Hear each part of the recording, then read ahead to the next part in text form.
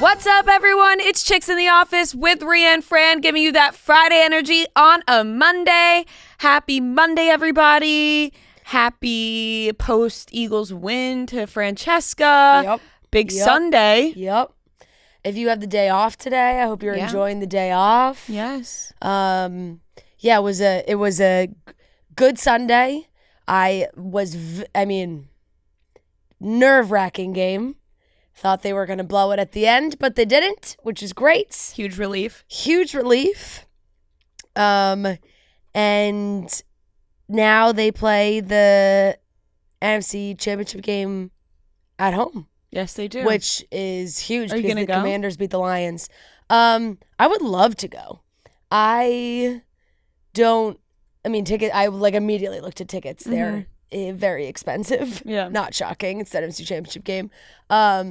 But if I could find a way to go, I would definitely go. I was jealous of everybody at the game yesterday. It looked like, as much as I would have loved to be at that game, being cozy in my apartment was also nice too, because it was snowing. Yeah. Like, I had some friends that were there who were just like, no, yeah, that was tough. Like, it was snowing. Of course, spirits are high after a win, so like that makes it more fun. You're just like having a snow party. But during it, it's like, if we don't win and it's snowing this much, we're gonna be pissed. Yeah. Did you see Caitlin Bristow's video? No, I didn't. She posted a full, she was at the game with a certain someone. Right. And filled your spot. Yeah. Yeah. Yep. And I was dying because she was like filming everything and just trying to be in with the crowd and singing the songs and doing the chants and everything. Right. She was all decked out. I was like, hell yeah, go Birds, Caitlin. Yeah. She's in. She's locked in. So I was laughing at that. She tagged me in her comment. She was like, "Fly Eagles fly" in her caption. And tagged me. I was like, that's amazing. So no, very exciting. But it was stressful. Oh my God. And thank God I don't watch these games with my dad and my brother, because they are actual psychopaths. I feel bad for my mom that she's with them watching these games. Just from their text alone, I was literally texting in our chat. We have our big family group chat of all, literally called Birds Gang. It's all my dad's family. And the two of them, I'm literally writing back to them, shut up! Yeah. Shut up! What are they, just super negative? Oh, this game's over. We fucking suck. We can't do this. We can't do that. And it's like they played for 6 minutes. I'm like, oh my God, shut up. It's I can't even imagine how annoying they are in person. And it's starting to rub off on Gia, and I'm like, I need Gia to chill too. You needed her lock in. Yeah. I mean, we watched, bit. Gia came over, and one of my cousins and Lauren and then one of Gia's friends were all in my apartment, and Gia's friend was like, I'm going to need the energy from you two to really change. It was so fair. So fair. I stood the entire fourth quarter. I had such nervous energy. And then when I got comfortable after the Saquon touchdown and they were up 2 scores, I sat down. And then the Rams scored, and I was like, look what happens. Yeah, now you gotta sit back. I was like, see what happens when my nervous energy, I sat down, I felt confident for 2 seconds, and look what happens. Now you gotta stand up. So I had to go back to having nervous energy, but no, it was good. I'm very excited. The Commanders beating the Lions was a big upset. Commanders look really great right now. It's a divisional rival. They're going to play in the NFC Championship, which I'm very excited for. I said I could not have been happier that the Commanders and Eagles split games in the regular season. We won one, they won one. I was like, thank God, because everyone knows beating a team 3 times, very hard, very hard. So they won the last one. We won the first one. Jalen got hurt the second time they played. He was concussed pretty early on in the game. So it should be pretty interesting. It's going to be an exciting game. I know. I gotta the restraint that I was laughing because I was this close to replying to one of Marty's tweets yesterday about Jalen, and I was like, he is poking the fucking bear. We're close, but you're poking me. He told me that a girl messaged him and said, "Did Rhea allow you to post this?" And I was like, okay. Like, we need you to draw the line somewhere as if I'm approving what he can and can't post. He has his sports opinions are his sports opinions. Like, I can't step in with people's sports opinions. You know what I mean? Like, we got to draw the line somewhere. No, like, you can't. I can't be like, no, you can't say that you don't think Jalen Hurts is a good quarterback because Fran likes him. Although, in real life, he was not rooting for the Eagles, and I was like, no, we're rooting for the Eagles. And I don't. He's a Giants fan. Why would he be rooting for the Eagles? And so we're sitting on the couch, and I was like, no. I was like, the Eagles need to win because, listen, I got to go to work with Fran tomorrow. And I was like, I need Fran to be in a good mood tomorrow, so we need the Eagles to win. And he was like, I understand that. Yeah. He's like that. No, that's cool and all. Yeah, he's like, I don't want right. He's like, listen, we can have opposing opinions on this. I understand where you're coming from. Like, Fran being upset about this won't be good. And I was like, no, it won't be. But I can't sit there and monitor his social media posts. But I die laughing. I was like, I actually fucking love that a girl was like, did Rhea approve this? Well, it's just so funny, and of course, like, because Gia has no restraint, so she and then like we're like sitting there, she's like, you see Marty's tweet? I was like, yeah, I don't know. I was like, he's been saying it all week on all the shows. I'm like, I'm like watching all of them on Pick Central. They're all Giants fans, and they're all like, meh, Jalen's not good, meh, and I'm like, yeah, well, I'm like, they're not gonna. Why would they want to say anything positive about the Eagles? If it was flipped, I would be doing the exact same thing. Right. And I feel like he says something and then just goes about da da da da da. Like he like is literally the most like happy, positive person that he'll just like tweet something out and he's like like it's like nothing ever happened. He's like, no, yeah, I said that. He's like, yeah, whatever. Yeah. Like I don't really care that much. I'm just going about my day. And then he doesn't realize that it makes people lose their minds. Yeah. This is what we talked about with the Yankees. I was like, you have to stop tweeting these things. And then I was like, you know what? You do you. You do you. But yeah, I get it, like Giants, Eagles, whatever. No, listen, for sure. I got no dog in this fight. I just root for you. Yeah, I could have. If it was Giants, Eagles, whatever, I don't even know. I'd be rooting for you. Yeah. Like it's like I don't. Thank you, I appreciate that. No, it is funny because I had the thought this morning. I was seeing some clips from just Philly sports radio and the guy who's on at literally 5 a.m, like taking calls. And when the callers is like, Jalen's just not, like, he's not good. And literally the host, I was laughing. I'm like, Marty, are you calling from Haddon Township at 5 a.m. this morning? He stuck out of our bedroom to go make some calls about how he's a bad quarterback. I was like, and the guy is like me yelling back at Marty, like, does he win? He wins. Doesn't he win the game? I'm like, I was cracking up. I was laughing. It's true. But no, very exciting. NFC Championship. Which I'm already nervous. Are you gonna fight Robbie Fox? See, this is the thing. Like, I couldn't love Robbie Fox more, and like him being so cute and like dressing up his dog, and like they're so excited, right? And I have a few very good friends that are Commanders fans, and they're just like, I think it's gonna be a great game. I'm very happy that it ended up this way. I think it's good for the NFC. And good for the NFC East because it's been a conference that has just the NFC always, like, everyone's always like, the AFC is so much better than the NFC. The NFC East just divisionally has been not fantastic. So to have this be the NFC Championship game, I think is great. Will I be happy for Nate? No. Okay. I'll pick and choose. Right. Will I be happy for like my friends from DC that are I'll be happy for them. Robbie's dog. I'll be happy for Robbie's dog. Right. In her cute little Commander's gear. And Robbie, I'll be happy for Robbie too. Very fair.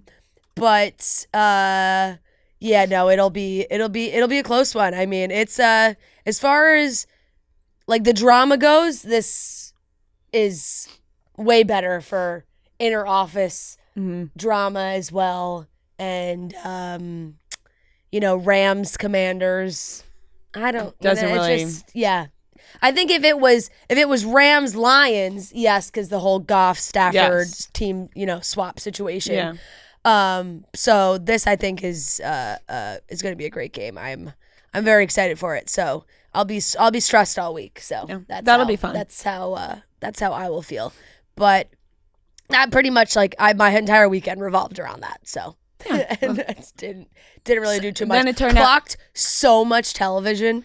It's like, I don't think my weekly watch report has been this long in a really long time. So I'm excited because there's a lot of good TV. Yeah. A lot of good stuff on. Did you get your water back? No. No. Oh, my I literally did nothing, absolutely nothing all weekend. Like truly, like the definition of nothing. Yeah. Like we just sat on the couch Yep. all day long. Cooked some new things, made bagels, super, super, super easy, by the way, to make bagels. 2 cups of all-purpose flour, 1 cup of Greek yogurt, 2 teaspoons of baking powder. Boom.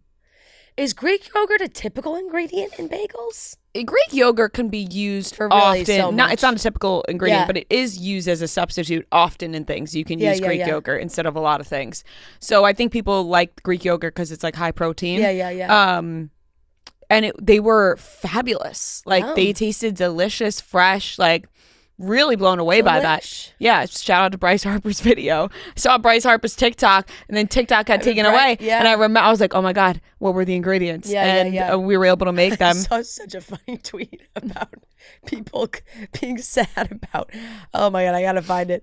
People being sad about recipes, like TikTok being gone, and then they like can't get their recipes. It is the place for recipes. It really is, but it was just like the way it was written. Really, a lot of TikTokers are seriously too stupid to live. I'm sorry. I just someone say, where else am I going to find recipes? Recipes for food? Food recipes? Where else can you find recipes for food? Food recipes. It is funny because it has, I mean, we'll talk about it, but like it's, we as a society functioned before Yeah. TikTok. It hasn't been around for that long. There's cookbooks. But, You can just Google. You can just Google really, recipes. It's just been such a shortcut for people. Right. And it's so accessible, so easy. But you made enchiladas too? I made enchiladas because Trent had posted enchiladas on his story like a week or so ago. And Robbie and I were giving Trent shit about the enchiladas. We're like, there's no fucking way you made these enchiladas. And he was like, yes, I did. And then he sent the picture of the recipe from a cookbook. Oh, he used a cookbook. Old traditional Trent. All reliable. And he sent me over the recipe. And I've been wanting to make enchiladas since. But I honestly didn't really use that recipe. I kind of just like read the recipe. I always do this when I cook is like I'll read a recipe, but then I'll just make it my own. Yeah. And you said Joe does that too. Yeah, and it stresses you out. But that's what I did. That you just saying that already, like you just saying that, like stressed me out. No, but I think I just have the touch when it comes to cooking. That like I'm like, this is what I'm gonna do to make it the way that I want it to be. And they were fucking delicious as well. Like 10 out of 10 enchiladas in my personal opinion. Now, if someone else were to try them, I don't know. But I almost want to make them again tonight. Like I'm on an enchilada kick now. They were so good. But yeah, truly just. What goes in the inside of an enchilada? I did shredded chicken. Okay. But people you could do pork, you could do beef. You can do. But I did shredded chicken, and that was fantastic. Yum. So really just a weekend of literally doing absolute nothing besides having good food. We did try a new soup dumpling place in Jersey City, which I got soup dumplings last night. Oh really? Yeah. They were just delicious soup dumplings. Yum. So just good food and sitting around, relaxing, getting some wedding stuff done, which I'm super pumped about. Having to invites have got to go out soon. Huh? Yeah, that's what I was doing last night. Yeah. I had to retype all the like names and stuff again because you have to like do it as it appears on the envelope. Right, and like I'm having somebody help with the invitation, so like I had to do it into like an Excel sheet, the whole thing. And wowzers, you know what I mean? Like the names just started adding up, and I was like, "Ooh, this is getting." Not only does it start adding up, but you look at it so many times because you're just like personally for me, I was so afraid of spelling people's names wrong. Yeah, or missing. I still did. I still like there were still a few that I spelled wrong, and I was like, "Oh, we can't send this to them." No. I'm afraid that the day of our wedding, we're going to be like dancing, having a good time. And then I'm going to go, oh, I forgot to invite so-and-so. Right. And it's going to hit me and I'm going to go, oh my God, they're not here. You're like looking around the room and you're like, there was supposed to be somebody else at that table. Right. And I'm like, oh fuck, I forgot to invite. I don't think that will happen. We've triple checked it a million times, Matt and I sat there together going, this person, that person. Yeah. So hopefully that's all good. But we have we have no hot water in floors of our building right now, including our floor that we live on. So we have no hot water and we have no heat on our floor, in our apartment unit. So we're very cold right now, but no, that's like, I'm telling you right now, call 911. Like, no, it's very cold, but it's 20 degrees outside. Let me tell you the shower situation, because it's not just like lukewarm water or whatever. Like the water is like ice cold, and the building notified us, and they were like, we have to. We after trying all weekend, because it was off since Friday. The hot water didn't work since Friday, so like. Sunday comes around, we're like, we gotta take a shower. Yeah. And the building notified us. They were like, we need to order a part for the boiler. Tomorrow's a holiday. Like, we're not sure if we're gonna be able to contact them tomorrow. Like, we don't know when when you're getting hot water. So we were like, we have to take cold showers. So we were like, like pumping each other up, like, we got this. Like, you can do this. Like, we're gonna go one at a time. We're gonna stand there ready. We're gonna warm the towels up in the dryer. Then we're gonna stand there ready to wrap each other in the towels. We got a blow dryer ready. So like, one of us goes in. I went in first, and holy fuck, it was like needles going in. I'm not built for that. Like, the people who enjoy cold plunging couldn't be me. And listen, if it was like warm outside, different story. Totally. We don't have heat in our apartment. No, it's freezing fucking cold. Freezing in our apartment, and then also freezing water. And we're getting an Arctic blast. No, it's this so week. crazy. And Matt's just standing there with the blow dryer on for when I get out of the like shower. A dog. No, literally. And I'm like, and he has the blow dryer ready, just like blowing me down with the hot air. And then we switched, and he was like, holy fuck, I thought you were just being dramatic. He was like, this is the coldest thing in the entire world. Miserable. It was like truly shocking. He was like, I thought that maybe I'd be able to handle it, because like guys like colder showers than girls. Totally. Like, we like to pump that water as hot as it can be. We want the steam. Where your ass is just red when you get out of the shower. Yep. Guys like a warmer shower. Like, when Matt feels the temperature of my showers, he is blown away. Yeah. He's like, you are going to burn yourself. Joe goes hot and then cold. Yeah. Because the whole thing. Yeah. He's like, you are going to burn your skin off with how hot this is. He likes a little like warm or like lukewarm. He's like, I thought I was going to be able to handle that just from the fact that we like different temperatures. No fucking way. No, so now we're just cold plunging at this point, but it was hilarious. Like, we couldn't film it because you were in the shower, correct? In the shower, but it would have been hilarious. Yeah. Like, we were gonna do pre and post game interviews about the showers, but I was like, we just got to get this shit done. Like, I don't even know. Like, I feel like I'm sitting, because I couldn't shower this morning, because morning cold is a different kind of cold. So that's what you're supposed to do it, I think. Yeah, so shower, right, to like jolt you awake. So we did it last night, and then this morning I was like, I can't do it this morning. No. Don't make me do it. I just can't do it. And I feel filthy right now. Like, I just feel like I'm sitting in my fucking filth. You are a double shower. Like, you shower often. I shower morning and night usually. So that's tough. Tonight, tough. Yeah, knowing that I'm getting back home, and like it's like I'm gonna have to gear up again, buddy. Yeah, gear up. Hopefully, I'd honestly I would go. I would not even get in the shower. I would like wet a rag with soap and just wash the important parts. Right. Well, and then just kind of like rinse myself off, so that I have to put my whole body in the shower. I know. I didn't go to the gym yesterday, so I feel like when I go to the gym today, it will be like I'll have worked up a sweat before it, and maybe it'll feel better. Might help. Like that, maybe it'll feel better, more refreshing. Maybe. But they sent out an email, and they were like, we suggest boiling hot water. Yeah.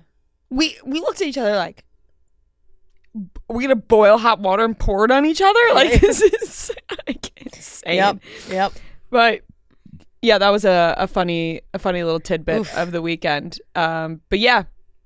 Ready to get into some topics. Yeah. We got some topics to discuss. Noah, how was your I was gonna say concerts. Two nights. Two nights. What did you think? I thought it was great. Yeah. I thought it was great. Funny enough, I think Joe and I sat in like the exact same spot that you sat on. Really? I saw Fran and Joe on I saw walking out. Yeah. Wow, crossing paths. Yeah. I actually didn't know who you were. Like, I don't know, maybe I did have a lot of drinks, but Yeah. I just heard like someone say something, and it never crossed my mind that was Fran and Joe. I was like, who is that? And then they like finally like I didn't realize until you were like knew they a were foot gonna in be front like of us. hugged your dad. What are you talking about? No, like that's when I realized. I'm like, oh, You it was knew dark. You knew they were gonna be there. I just forgot, and I texted her like 10 minutes before that to be like, Yeah, you did. And I literally wrote back to you, we're on our way. So not that crazy that we want to run into each other. Fran, what are you doing here? No, I thought it was great. I thought it was really cool. I thought the bass player was super cool. Oh yeah, he's really cool. We just had like the late show, and it started late. No, that's how it because was last you guys night. started late. No, I think he did the same thing last night. Oh, it was just like the way it went for all of them, maybe. Because I had the 10:30 last night, and then he didn't start until after 11. Oh, like he didn't start till closer to 11:45 for us. yeah, and he had a late show last Wait, night. That he he didn't start the show till 11:45. Yeah, and that's How tired were you? Oh, I was tired. and then last night I felt bad. I was like, I'm gonna fall asleep before he even goes on stage. I had to really exercise self-control because they were like, they added a late show. So they're like, anyone who wants more, like, you could stay here and like get a ticket, but it would have gone to like 3 a.m. Oh, that was Sunday night. That was Sunday night. Yeah, he yeah, added that's- one yeah, more. yeah. But last night was just really like surreal because I was sitting there with someone else from Barstool and his girlfriend, and he was like, he's like, look like behind you, like, is that Andrew Dice Clay? Yeah. And I'm like, oh my God, it is. And then when I walked in, I saw someone, and I'm like, that looks like Hannibal Buress, but it just popped out of my mind. I'm like, no, that wasn't him. And then it was. Yeah. He was sitting at the table behind Andrew Dice Clay, and I watched this whole thing happen. I felt like I was watching a Curb episode because there were camera guys, and he was like, maybe they're filming something because like this is so weird. But Hannibal like was trying to get Andrew Dice Clay's attention, being like tapping him on the back, like, hey man, like, nice to meet you, like, big fan. And Andrew Dice Clay was just like fully ignoring him, like staring straight ahead, like didn't turn his head. And he was like, hey man, like, and he was like to his girlfriend or whoever he was with, he's like, what the fuck? Like, and then Andrew Dice Clay's like one of his camera guys or something noticed Hannibal and was like, I think Andrew Dice Clay just thought he was some random person. Yeah, no, being, like, trying to get his attention. I'm sure, and I'm sure he doesn't know So- who he is. Then the guy's like, Hannibal, and then that's when Andrew like kind of turned around and then tried to like save face, and Hannibal like was not having. He was like, "Nah, you're being fucking weird, man. Fuck you. Like you're being It was. I was like, what is happening right now? This is like, are they gonna fight? Wow. He's like, fuck you. Like you're being fucking weird. You're a weirdo. And then it was just kind of like really awkward. And then like halfway through the show, Marcus King was like, we got to bring up like the most New York person here, like Andrew Dice Clay. So Andrew Dice Clay came up and immediately was like, we have another, like, thanks for having me. We have another. Really tried to save it. But made it worse because he's like, we have another comedian here. I think he got the wrong idea from me. Hannibal Buress. Like, oh no. and I looked back, like he was right behind me, and he was just like deadpan. And then Andrew Dice Clay basically like did a set like while they were kind of just playing music behind him, like a quick 5. Yeah. And then he did like a whole song. He sang as Elvis.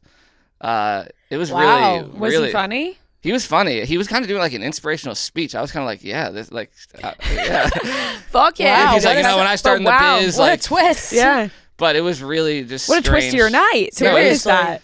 It was really weird to see. But I and then they don't- didn't say anything to me Yeah. after each other. I looked right when the show ended, and I think they were both staying for the late show. Oh. And Hannibal immediately just like walked to the bar. Like they never like interacted again. yeah. I guess I don't blame Hannibal there. Like, if you're being ignored, Totally. and then Andrew Dice Clay, all of a sudden he learns who you are, and then he wants to be nice to you. It's like, Yeah. well, But then he that's blamed it. He blamed it on his. He had like these giant like old person glasses on, Mm-hmm. and he's like, I think Hannibal got the wrong idea, but like, I just had eye surgery or something. Like, so that's why like when you get older, you can't see people. doesn't he always wear glasses? I Andrew thought so Dice Clay? too. That's But a he good was saying thing. like his eyes were We bad. do the fucking. Yeah. Yeah. Oh man. But it was Andrew wild. Well, Di- yeah, well, you had a way more entertaining crowd than I did. On Thursday night, it got late. The table in front of us were like these. My guess is they were in their late 40s, 50s, around that age, and they were so drunk and being so loud. Like it was so everyone was shushing them. Like everyone, like they would, like when the music would get like really quiet. Yeah, just, like, The one couple, oh my God, this woman was so drunk. And she's like turned to her boyfriend, whoever it was. Wow, this is so great. I'm like, it's also like the smallest. It's like no, it's so you're on room. top of people. Yeah. Like you're literally on top of the person next to you, and everyone around would just go shh. And they're like, and then like when you just see that person who then they're looking around, they're like, oh, I guess we're being too loud. Yeah. I'm like, oh my god, they're still doing it. Oh, they were brutal. That is brutal. Andrew Dice Clay. My parents saw Andrew Dice Clay like I think before I was born, and Andrew Dice Clay made a comment to my mom and my dad, and said that my dad had bigger boobs than my mom. Yeah, I have heard that story. Yeah. So is your dad like not like Andrew Dice Clay? No, I think I think at first, but I think he like made up. I don't know. Like my dad does not like Andrew Dice Clay because of that. They went to his show. I always think of him from Entourage. Yeah, we do the fucking. Yeah. Damn. Well, I'm honestly glad you got to witness. Were you hyped that you got to witness that? Yeah. More so than like him being on stage, which was very cool and all that, and him like doing comedy. Like just witnessing like that actual real interaction. So I'm because we were joking. I'm like I could see Hannibal Buress like in some future set being like, right. Yeah, so fuck Andrew Dice Clay. Yeah. Hey, you could have seen magic being made. I was just like, this is awesome. I have like a TV show right next to me. There you go. Yeah. Amazing. All right, let's get into the rest of the show. We're going to discuss some topics. We're going to dive into the Blake Lively, Justin Baldoni situation some more. Justin Baldoni suing Blake Lively and Ryan Reynolds for $400 million. Kardashian trailer was released. A little bit more on the Matt James and Rachael Kirkconnell breakup. The TikTok ban, obviously. Spencer Pratt going after Alex Cooper. Yep. Meghan Markle, rumors that she was shopping a post-divorce book. Don't know how true that is. And then we have the weekly watch report. So let's get into it. Starting off with some topics.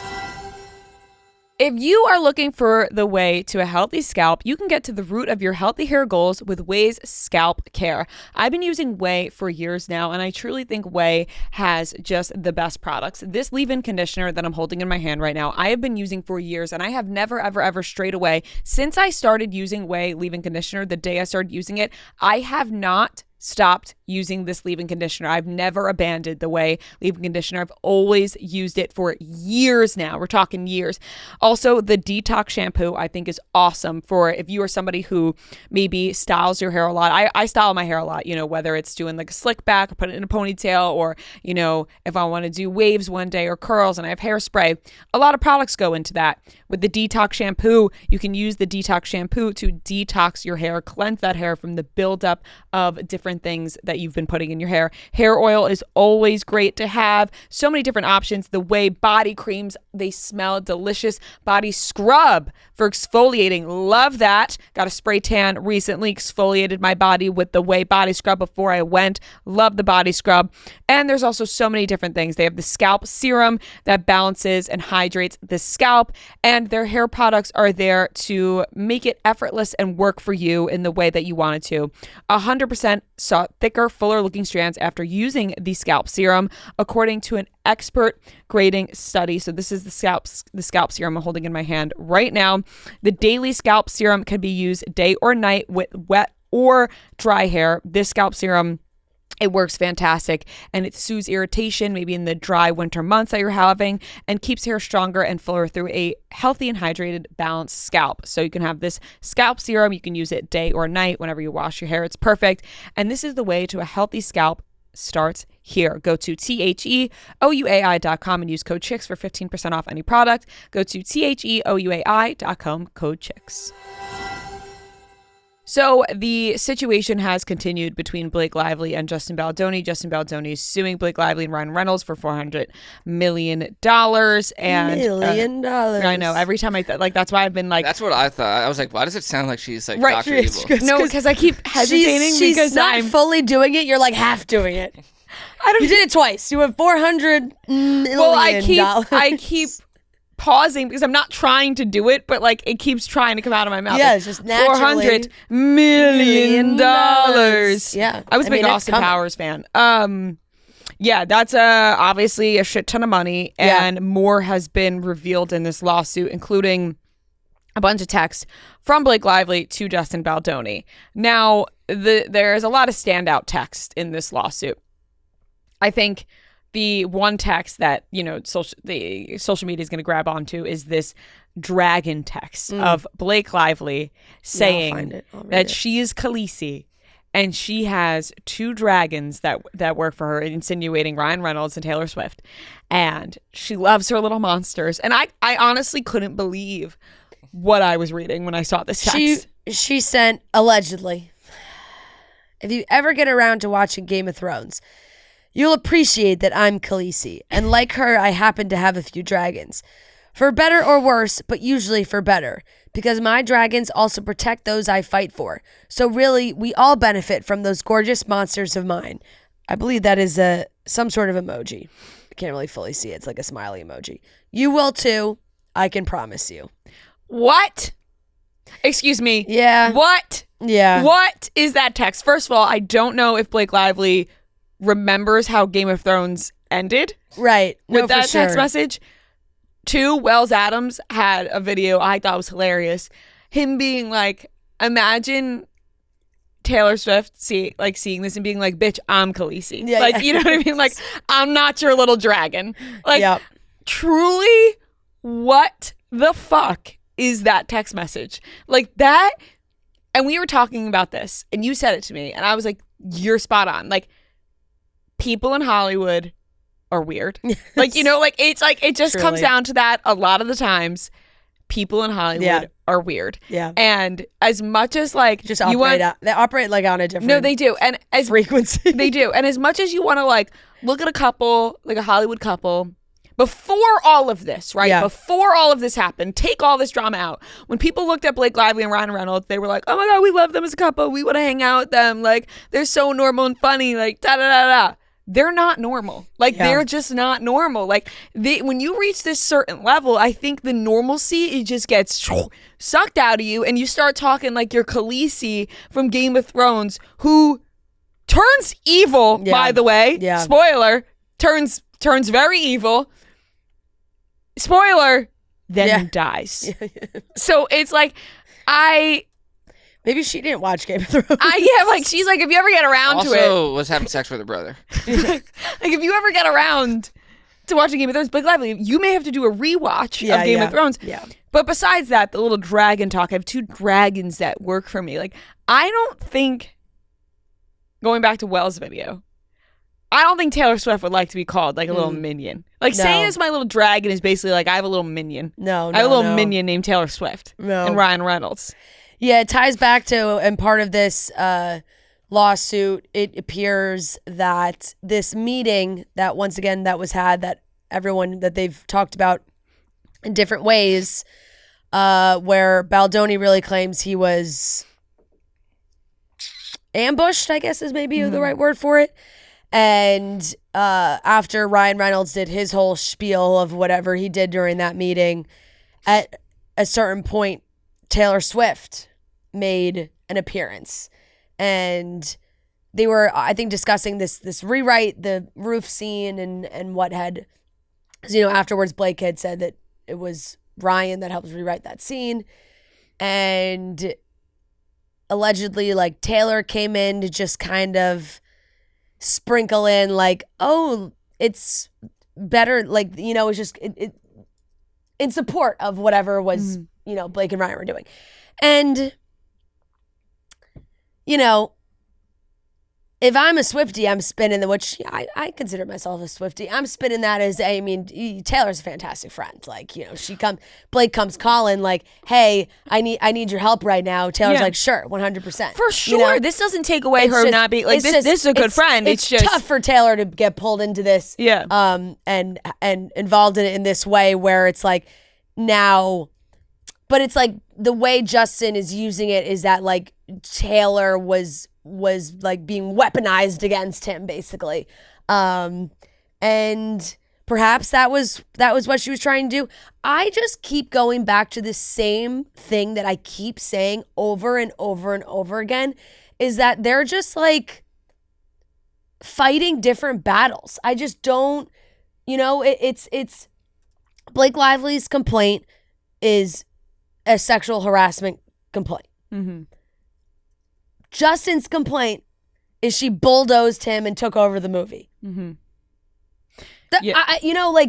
And he's using this of like, she bulldozed me to take over the movie and did all these things and blah, blah, blah. Here's all these examples, which, fair, to try and really take away her credibility when it comes to her harassment claims, which I like is icky to me. I don't like that. I think she's just trying to discredit her as a person. Like look at her texts of us arguing about a project or look at how she's talking to me here and all these things. That is not like, if his defense was, oh, here's an example of what she said didn't happen, but that's not like, he's arguing a different thing. And now, granted, Blake does not come off great in a lot of these text message exchanges. A lot of what they were fighting for. There was, first of all, he also alleges that Blake never read the book, and that was like a whole big issue.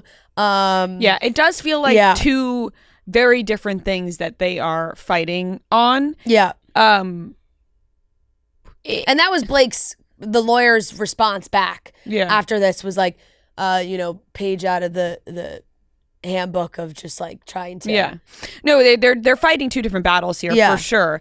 The thing about Taylor Swift is like that's her friend, she's gonna come in and help her friend.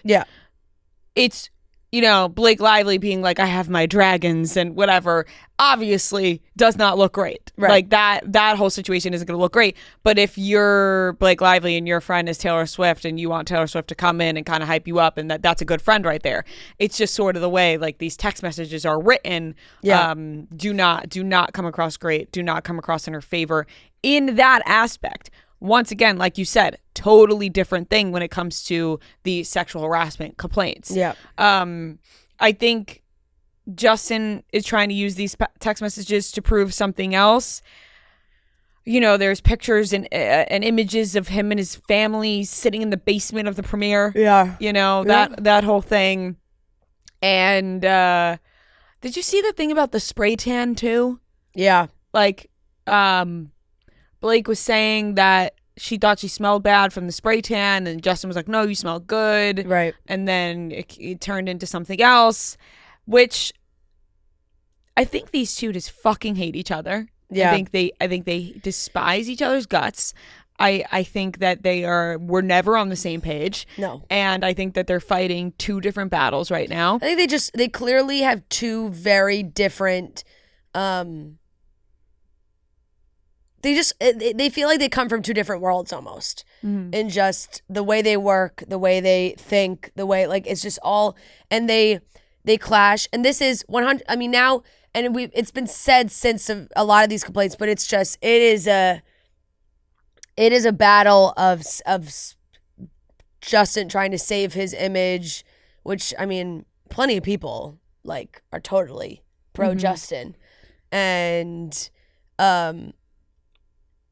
using these text messages to show, oh, well, how can her claims be true when she's texting me, when here's these texts of like us working together, but I don't, that's not going to personally win me over, is like seeing texts of when they're early on, like working on the project and them like trying to hype each other up and like, I think we're going to make a great movie together and I we're putting all this, it's going to be really effective, and they're like kind of sharing that back and forth with each other. I'm like, okay, so at the beginning things were probably okay, and that doesn't go along with the sexual harassment complaints. Like that is a totally separate thing. Like that has to do with the making of the movie. Yeah, there is a world where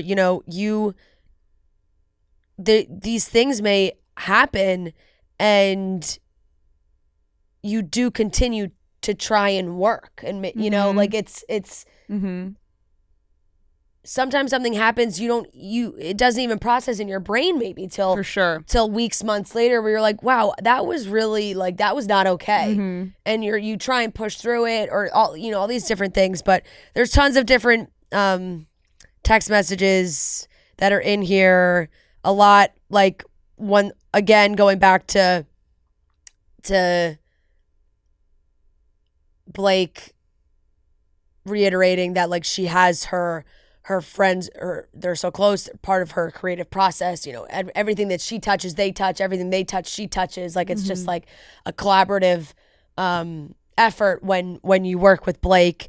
There's also apparently something in here that Blake allegedly joked that Justin needed a nose job. Yes. Baldoni's complaint says that he has, quote, publicly expressed insecurities about his nose and that her derogatory comment about his face is also captured on camera. The complaint adds Baldoni, rather than write down a list of grievances against Lively, brushed it off and moved on with the scene. In an alleged text message from February 2023, Lively told Baldoni she wanted to get fit and look banging since the movie requires a certain aesthetic from the actors to make it, quote, commercially viable. Her lawyer said in their statement after his lawsuit, their response to sexual harassment allegations, she wanted it, it's her fault. Their justification for why this happened to her, look what she was wearing. In short, while the victim focuses on the abuse, the abuser focuses on the victim. That's part of what Blake had said back then. Blake Lively allegedly named a themed cocktail at the premiere party after Rachael's character. Like, this is where it's starting to get into, okay, now you just, the strategy here is make Blake look like a bad person. You know, it's like, oh, she named a cocktail after Rachael. He's an abuser. That's tone deaf. She shouldn't have done that. Okay, fair. Fine. Maybe she shouldn't have done that. What is that proving in your, you know? The whole thing, that's kind of where it feels. But yes, there's the photos of being down in the basement during the premiere, which happened at the Lincoln Square AMC. I actually did see something that Bethany Frankel she had went to this premiere and she had made a TikTok about it, like not that long ago. I was like, yeah, it was weird. Like, Blake's people were kind of weird to me, and there was time in between the carpet and the movie. And she was like, and that was really weird to me. Like, that never happens. I will say I've been to one movie premiere and that happened. So I don't know if that's maybe like something that happens at that specific location. But when I went to the Anyone But You premiere, I was not on the carpet, but the carpet. You should have been. Yeah, the carpet was earlier because I had ran into Melissa and Joe Gorga and they had walked the carpet and they were like, oh my God, we've been here for hours. Like, we walked the carpet. We had so much time to kill in between. We went to dinner and now we came back for the movie. Yeah. So maybe Bethany hasn't been to one like that, but I don't know if that's like completely out of the norm, trying to like say that was like because of the drama, that there was time in between. I don't really know. I don't really know if that was the case. With this whole thing, it feels like this, right? Like, Blake Lively, she puts out things that have happened with her and you read them and you go, well, that's shitty. That's shitty that she felt that way. It's shitty that happened to her.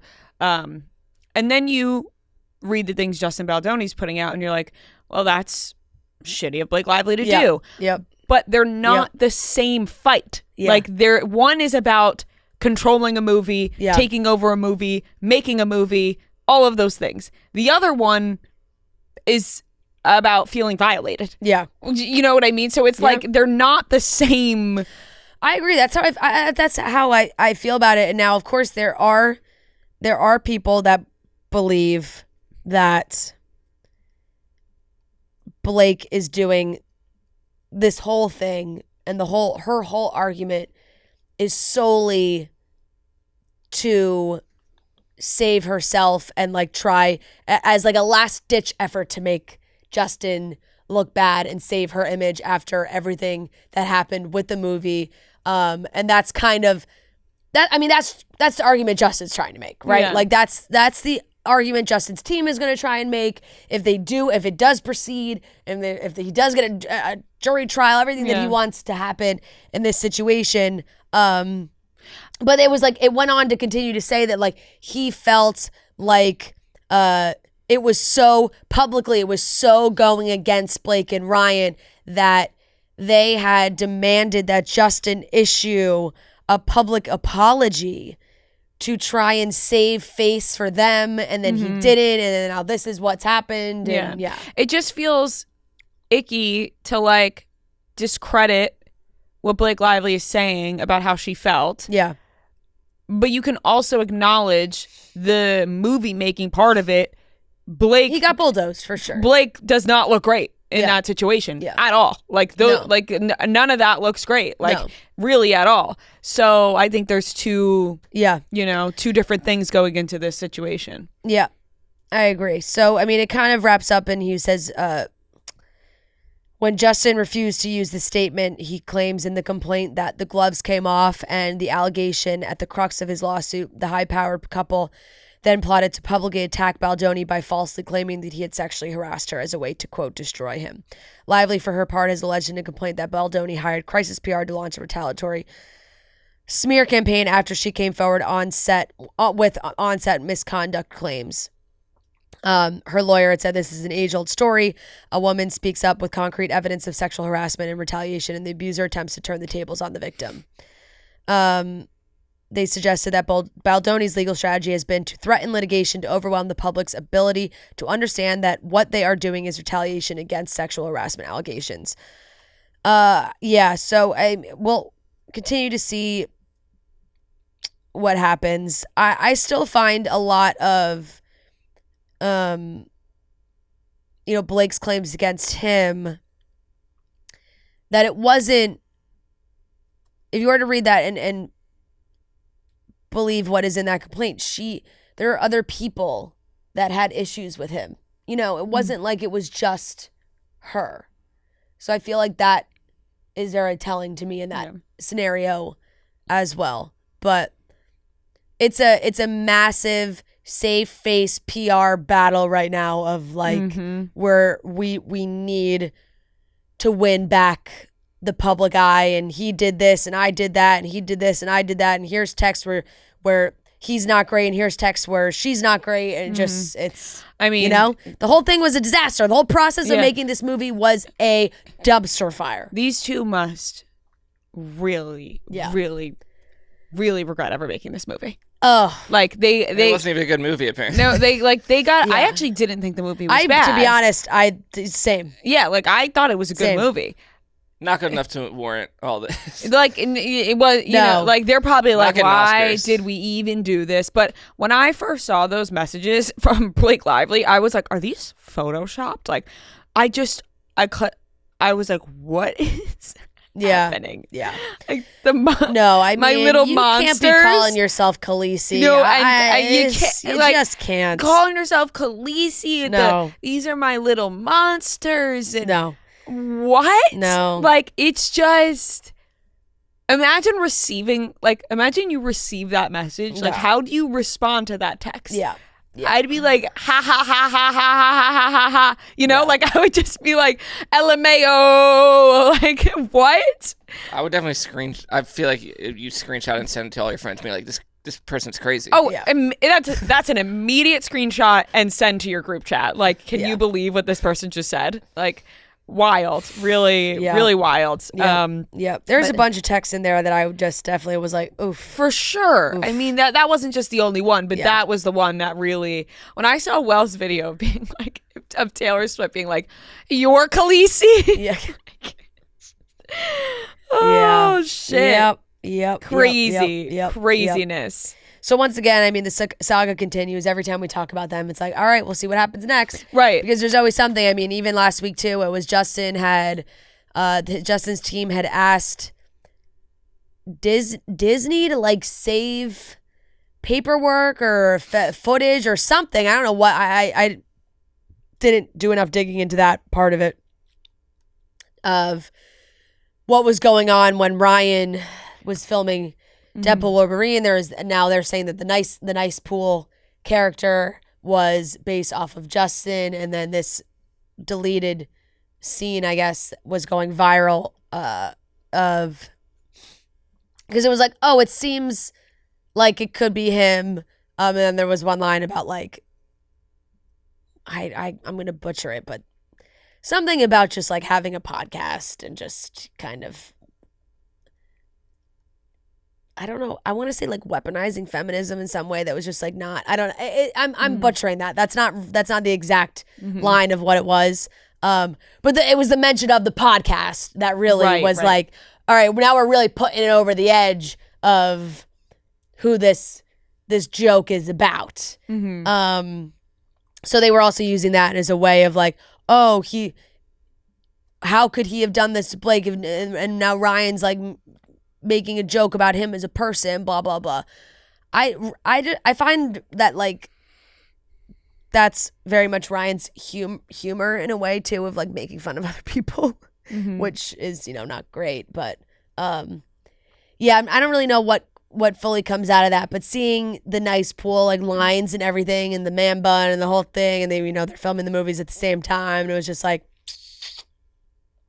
doesn't help your case either, really. I will say the pictures of all of them like sitting in the basement at the premiere. Oh, tough. Yeah. Like that was not like that's tough. Yeah.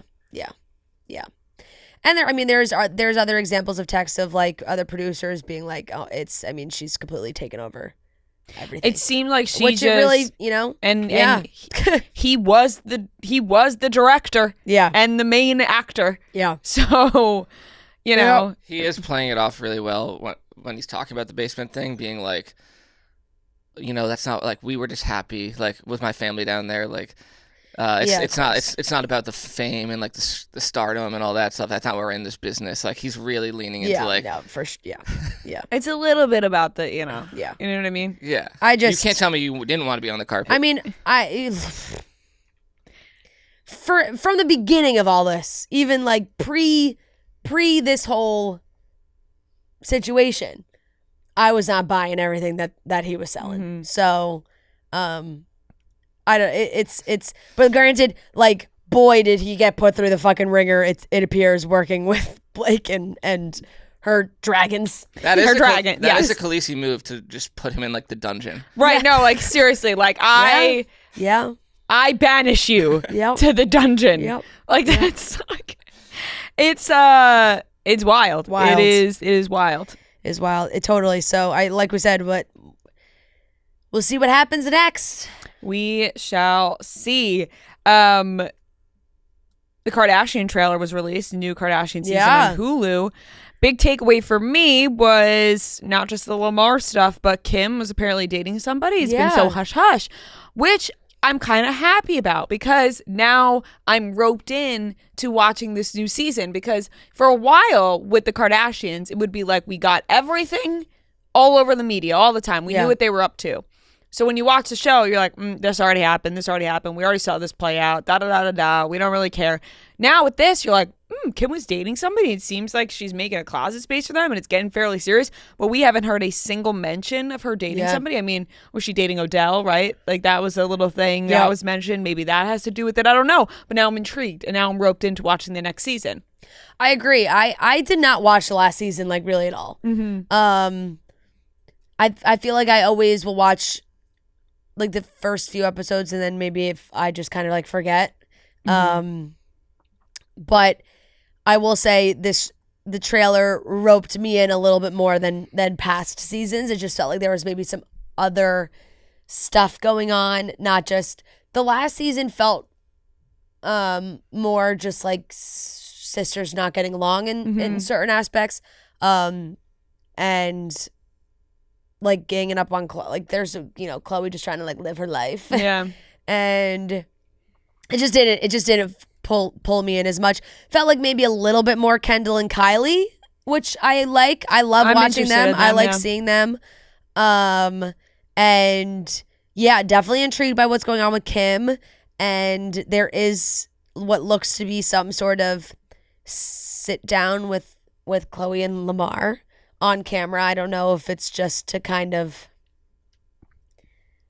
some sort of closure conversation or whatever, or if they're just I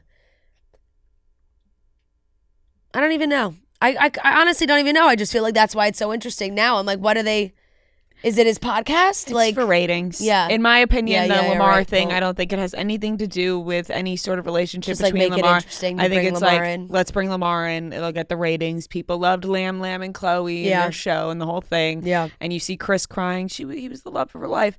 I mean, remember Lamar and Caitlyn were supposed to do a podcast? They never. They could have been. I don't think they. It's like it's just like Jed talks. Jed talks. He never talked. And I don't think these two ever talked either on their.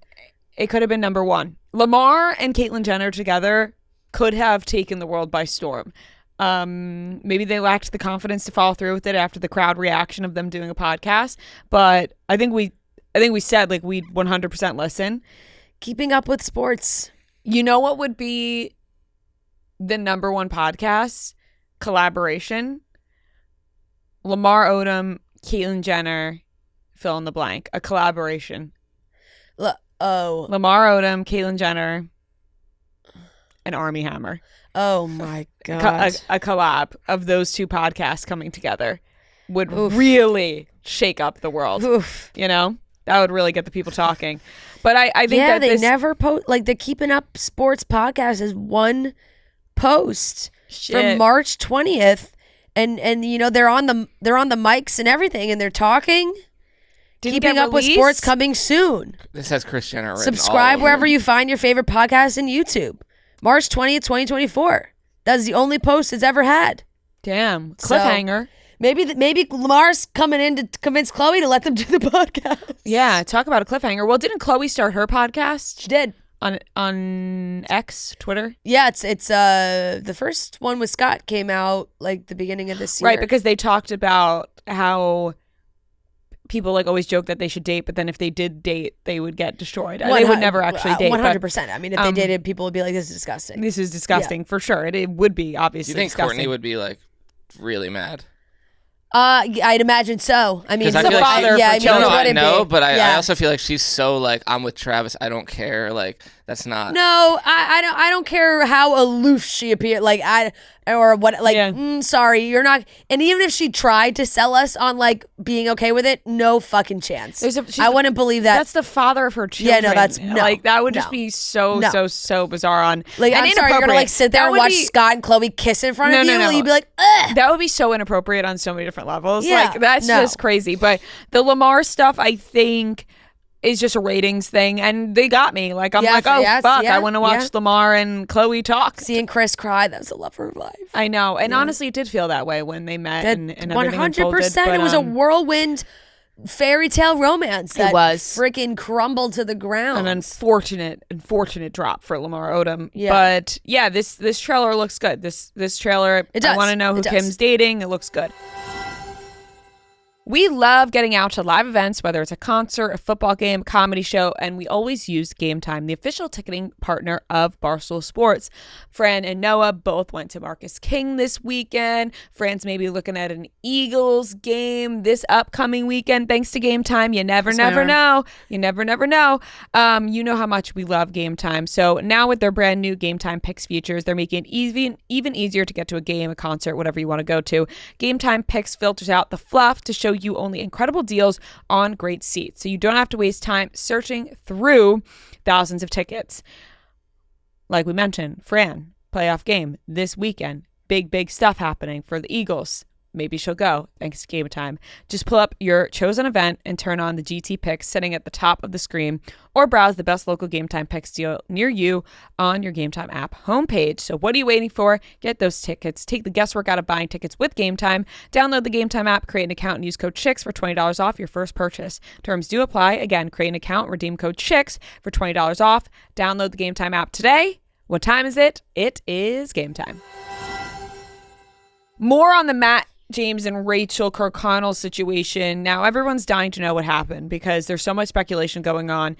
But Rachel's sister has commented a couple times on people's posts where someone wrote like, oh, what did they break up 15 hours ago? And then he posted about it and she wrote, try 3. Yeah. So it seems like Rachael and Matt broke up. Was that definitely her account? That's what people were saying. Yeah. I don't know if it's definitely her account, but people are saying it's her account. Yeah. Tried 3. So people were like, oh my God, they broke up. And then he just posted about it like within a couple hours. Father God.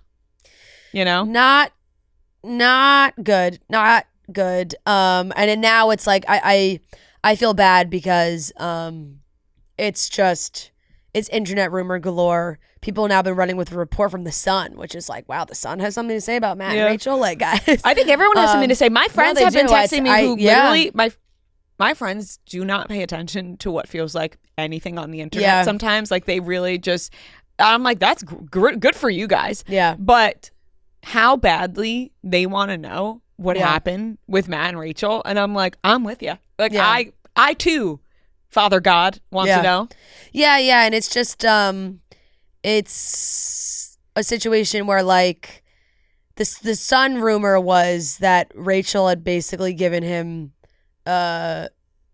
ultimatum of, like, you know, propose by the end of the year. He did not, and she broke up with him, and this, like, post could have been a retaliation, like I'm solidifying it. Like, you're gonna break up with me. You're gonna break up with me. I'm gonna be the one to announce it and say that we broke up. And that would be just a dirty move by Matt. And that feels bizarre too. But at the same time, like, I would not be surprised if it was like a commitment thing. Mm-hmm. He went on the show though, in which you get engaged at the end. Yeah, but let's not forget that he was not on that show to get engaged. I know. He picked Rachael and was like, "Ooh, let's date." I know that, but you have to understand, like, for people watching or Bachelor fans, they're like, "But he went on the show to get engaged," and so everyone's like, "Well, shouldn't he want to get engaged?"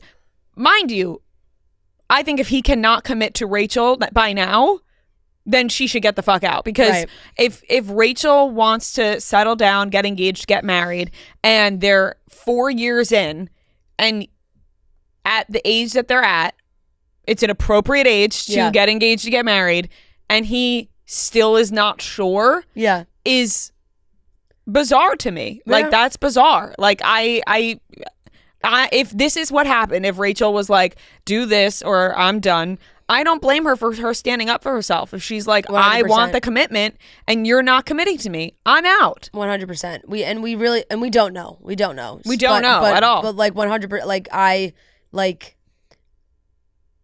it doesn't compute in our brains because Rachel's such a fucking catch. Mm-hmm. That, you know, I don't get it. So at the end of the day, there's some people out there that do not want to get married. And whatever. Some people just straight up have deep, like, they just have it's their own problem. It's their own commitment issue problem. And that is totally fine. Even people who don't have commitment issues just don't want to get married. Like, that is totally fine, up to you. But you have to be honest about that with your person if you don't see that happening. And if that's not the case and he kind of strung her along and oh, it's going to happen. Yeah. Because he was commenting on people's stuff, like, when is she going to be the fiance? And he would write back, soon. So it's like, if you're writing that publicly, and this is all speculation, by the way, I'm just like going off rumors right now. Yeah. But if you're writing publicly and someone's saying a fiance, whatever, and he's like, soon, but then behind closed doors, he's telling Rachel, not yet, I'm not sure, I'm not sure. Rachel sees those comments. Rachel's going to see those comments and be like, why are you acting one way publicly, but then behind the scenes, you're acting another way? Done with that. So, totally, you know, don't know what happened there, but if that's the case, then good for Rachel for being really like, I'm out of here. People were really confused about where they were, too. I know that's been like, were they in London? Were they in Tokyo? There was somebody took a picture of them in Japan, like, on January 13th or something like that. So then it was just like people are trying to piece together, like, where they were and what they were. Because then they were like still posting London content. But I was like, guys, they post on, have always posted stuff on a delay. So even their Instagram stories are on a delay. Yeah, for sure. But yeah, I don't know. I think we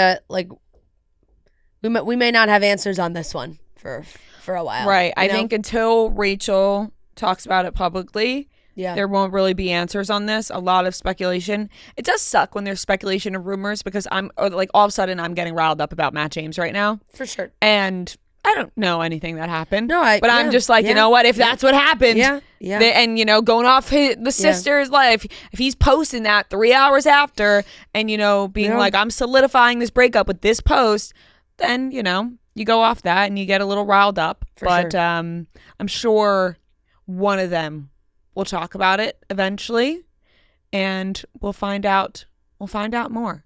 But people are gonna keep speculating every day. People really want to know what happened. Yeah. Moving on, the TikTok ban that happened this weekend. Obviously, huge. The ban heard around the world for 12 hours. There's going to be documentaries about this 12-hour ban like you wouldn't believe on Netflix, Hulu. They're going to do like Firefest documentary battle again between Netflix and Hulu about this ban. So this has been ongoing for months, years now, about the government banning TikTok. It started getting more real as of recent, where people are like, we started getting dates like January 19th, well, now it's January 19th, Sunday. January 19th, TikTok's going to be banned. January 19th, TikTok's going to be banned. If this goes through, TikTok's going to be banned. And people are like, not sure if this is real. We're hearing that, maybe it won't happen. Maybe it will happen. If Trump comes in, he wants TikTok to stay. I mean, he made it pretty clear that it wasn't going to be like, right. The whole weekend, I couldn't believe the amount that everyone was really losing their shit. Yeah. Over something that, I mean, I guess there would have been a percentage of a chance that like Trump would have been like, oh no, like never mind. But pretty early on in the weekend, he was making statements of like, I've spoken to people and I will most likely be extending and giving them the 90-day extension. Yeah. And it'll be back. Right. And like going through the proper channels. So I'm like, we're out here crying all weekend. and I was like, guys, I'm telling you right now, like it's gonna be back. And now whatever the future of the app is for sure still up for debate of what goes on from here. But the like exposing yourself for lying, being an influencer and being like, oh, by the way, like that, what I did back then, those were lies. Posting like old shit that like is drama or getting you in trouble or whatever, and then being like, okay, the app's gonna be gone. It's like, it wasn't gonna be gone. No, it wasn't gonna be. And like you said, like it was. If you were reading anything, it was like, no, it's probably gonna come back on Monday. Like even if it's gone for a day, I thought Monday. I put the over under at 5 o'clock on Monday. Yeah. It was Sunday at noon. Yeah, no, it was like it's gonna come back on Monday. That was pretty clear once it was announced that the CEO of TikTok was going to the inauguration today. It was like, oh, he's going to this is gonna be like whatever. So people were exposing themselves and like, listen, for the ban of TikTok. It is horrible that a lot of like small businesses and people who have created businesses were going to just straight up lose their jobs out of thin air. Like that is horrible. People have worked for years and years to build businesses on that app, build careers on that app. And I'm not just talking about influencers. Like even take influencers out of it. There are people with businesses we're going to lose a lot of money. And that really, really sucks. And I can understand where the fear came in. You work so hard and then all of a sudden it's taken away from you. That totally sucks. On the other side of that, there will be documentaries about this. Mm-hmm. And the first clip that will be shown will be a clip of Alex Earl going, "Can you guys hear me?" And it's just her mouthing the words and the sound is not there. Yeah. With the dramatic end. With Spencer Pratt. Pratt and Bethany Frankel of the live cutting out when everyone lost their TikTok and it just cuts out on their live. That is how this documentary will start. Yeah. And then everyone jumping over to Reels being like, "Can you hear me? Can you hear me? I'm on Reels now. I'm on Reels." It was like, we have to like take a step back as a society and just laugh at how absurd that all looked. Once again, horrible for people to lose, but like, holy fuck, it was a little jarring to see some of the things that were happening. Yeah. And like you said, like the exposing of secrets. Yeah. I saw people showing their wedding dresses because they thought no one was going to see their wedding. They're showing their wedding dresses like, since TikTok's going away and I'm getting married in March, I have to show everyone my wedding dress because you guys aren't going to see it. What? What? What are you talking about? I don't know. What are you doing? Like, that is the stuff that I don't get. Yeah. Like, I get the other, like, oh my God, I'm going to lose my job. I do not get sharing your secrets with the world or sharing things because you think people aren't going to see them. I'm like, what the fuck is going on? One that, was a personal one. Dance Moms, Kenzie Ziegler. Yeah. She, by the way, cutest little kid when she was on Dance Moms, had the funniest little confessionals. I just want to sit on my couch and eat chips. She said none of that was real. Yeah. No, she didn't say any of that. It was all scripted. Yeah. You know what? Probably, if I thought a little bit, could have probably said, that's all scripted. It's, confessionals, whatever. I could have gone without knowing that information. Yeah. You know what I mean? Just certain things I could have gone without knowing. For sure. The trend was funny for some people who used it more as a joke. I laughed at Kit Keenan's. Yeah, that was funny. And for people who didn't see, Kit Keenan said, I was not there for the right reasons. Yeah. Funny. And but then there are some who are like, oh no, like that's what your entire online persona is based off of. The girl who faked the workouts? Yeah, Why would you expose yourself like that? And then it's like she put out a whole like try and explain. Why would you fake your obviously workouts? Like I was just filming them because obviously I couldn't be doing the whole workout the whole time. I don't know. It was weird. And there were like really like other people who are known on TikTok for like one certain thing that were like, oh, that was like faked or whatever. Why would you even do that in the first place? Like, what possesses you to even fake your workouts, to film it and then put out there and then be a workout guru to just fake? Like, I do not understand. I actually did laugh. And this is whatever, but I saw one girl, and I didn't even see the original TikTok. I just saw one girl post like literally crying, being like, "Oh my God, I can't believe my favorite like workout influencer has a BBL." And I went and I just looked at I did not know who this person was or who the person she was talking about was. And I went and looked, this is Australian influencer, and I clicked on her profile and I went, oh honey, I mean, do you have eyes? Like you're like you tell like you did not. And then I went back to the comments and people were like, you did not believe that. You did not believe that woman's ass was real. What?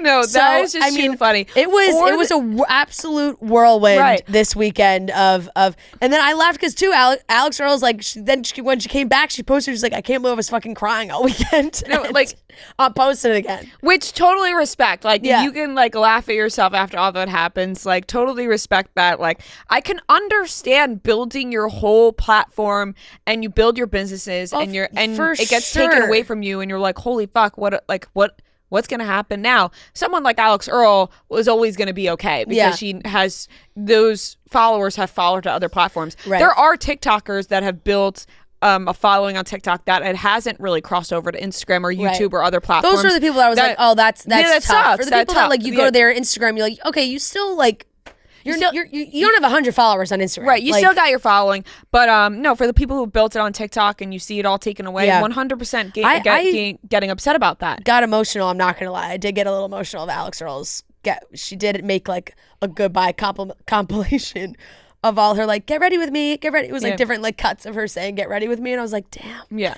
She was always going to be okay. But she rose. For sure. She rose to fame from TikTok. So she was upset about that. But there were some ridiculous actions taking place. There were some ridiculous reactions when it comes to like just people on the app that were like, what am I supposed to do in my life now? Like, I have nothing else to do. And it's like, well, what did we do as kids before TikTok? You know what I mean? I know. We went outside and we read books and we did all these things, and it just isn't happening anymore. And I feel like there's really not a good balance in a lot of people's lives.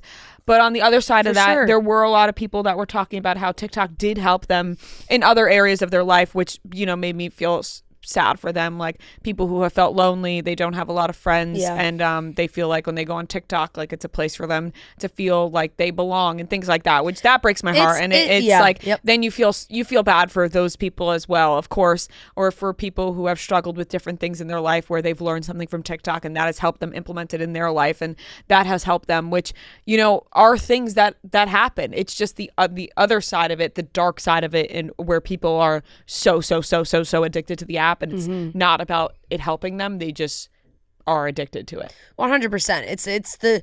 It's the bright and dark side of social media, and TikTok is a perfect example where, yes, people have created some beautiful communities and have built their platforms and shared their stories and have really like made an impact on people's lives. For sure. And that is amazing. But you know, there is the other side of, and it's not just TikTok, but Yes. for this younger generation, it is TikTok. Like that's what it is for them, is like constantly glued to the phone, glued to TikTok, watching every post, every video, like even just seeing people who are like, the amount of times I just pressed the app when it wasn't working because like it's just an instinct to be on there. Like just for your brain, like, you know, that's not great either. And people, and it is, I don't know, the whole thing fucking stinks to the high heavens also. Like, sorry, like not to rant about this part of it, but like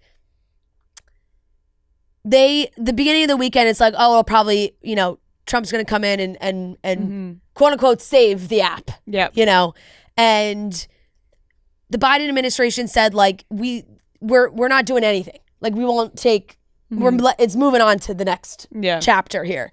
So it's like, really, if ByteDance just didn't do anything, like no action was going to be taken against them. But they chose to not only go dark early, put out a message like, oh, we're working with President Trump. And then like, oh, we're still working. And then they bring the app back literally Sunday at noon and be like, thank you. We work like we're confident President Trump. And like that's all the messages that were coming up. Everybody gets on their phone. As soon as you open the app, that's what pops up. And that's what you get. So yeah, like that's the message that they're sending out there. So like, it just felt really, really manufactured. Like that plan was concocted. Of you know, we'll go dark, and have everyone freak out, and you'll see everyone's gonna lose their shit. Yeah, and they did go dark early. They went before the time that they said. It was supposed to be January 19th. It's 10:30 p.m. Eastern. Right. People are getting their last licks in. If you're on the West Coast, that's you know, that's even 7:30 on Saturday that people were not able to get on the app. For sure. And now it's back, and you know, Trump has said that he will give the 90-day extension because we're still not really working with a TikTok ban.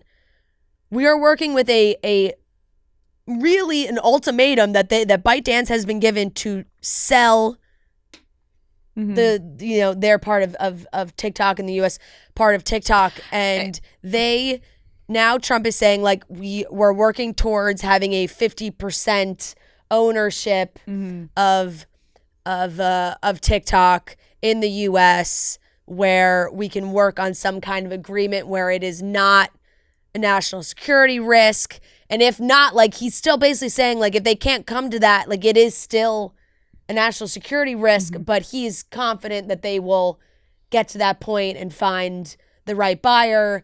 And, you know, we'll see who that buyer is, but I won't be surprised if it's like somebody who, you know, exactly, it's like, oh, Trump, thank you, Trump, and we saved this and he did that, and now, so, yeah. And then it becomes all that. And 100%, people are right to say that, like, this could be, the app could definitely change.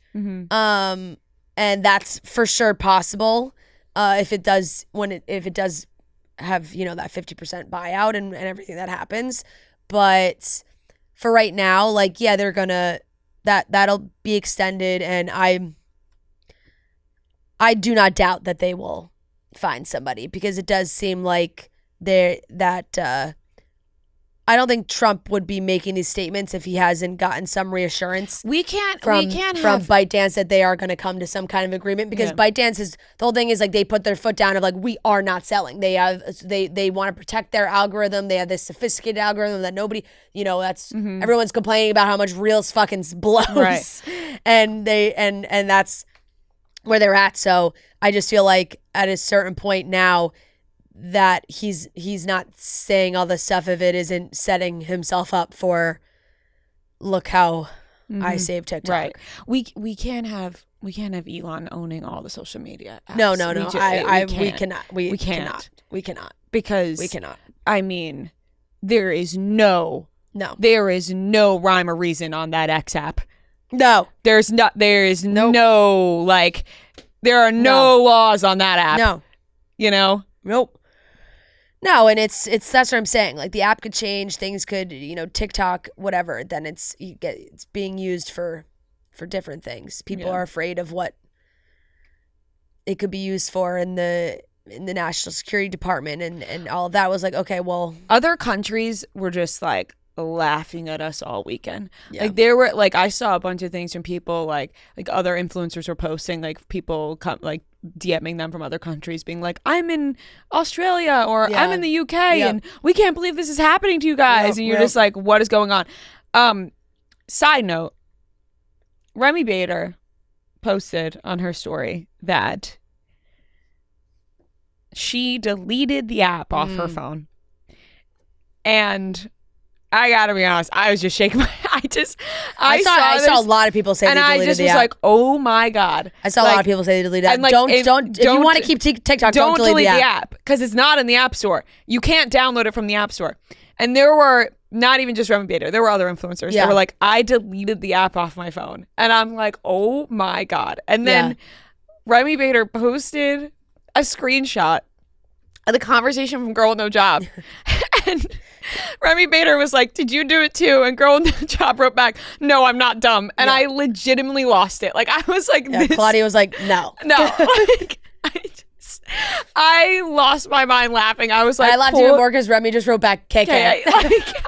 I can imagine like just the back and forth going on, being like Remy on one side of it is like pissed that she deleted it, and Claudia on the other hand is like, no, I'm not an idiot. I didn't delete the app. So that exchange fucking killed me. But don't delete the app because you won't be able to get it back. And I'm sure when they do fully have the extension and what happens, like I'd imagine it would be back in the App Store. I don't like if it's just not going to be in the App Store now, but the app is still functioning for the next 3 months. I don't know. The app also looks like it's functioning on an Android right now. Yeah, it's looks like an underwater camera. It's for sure not working at 100%. No. I mean, I can't imagine like turning it off and turning it back on is like a really easy process in terms of getting like because I know people were like, oh, I can see videos, but I can't post yet. It's like, it's going to be probably a slow roll here. Yeah. Or if or they may just have it operate at a shitty level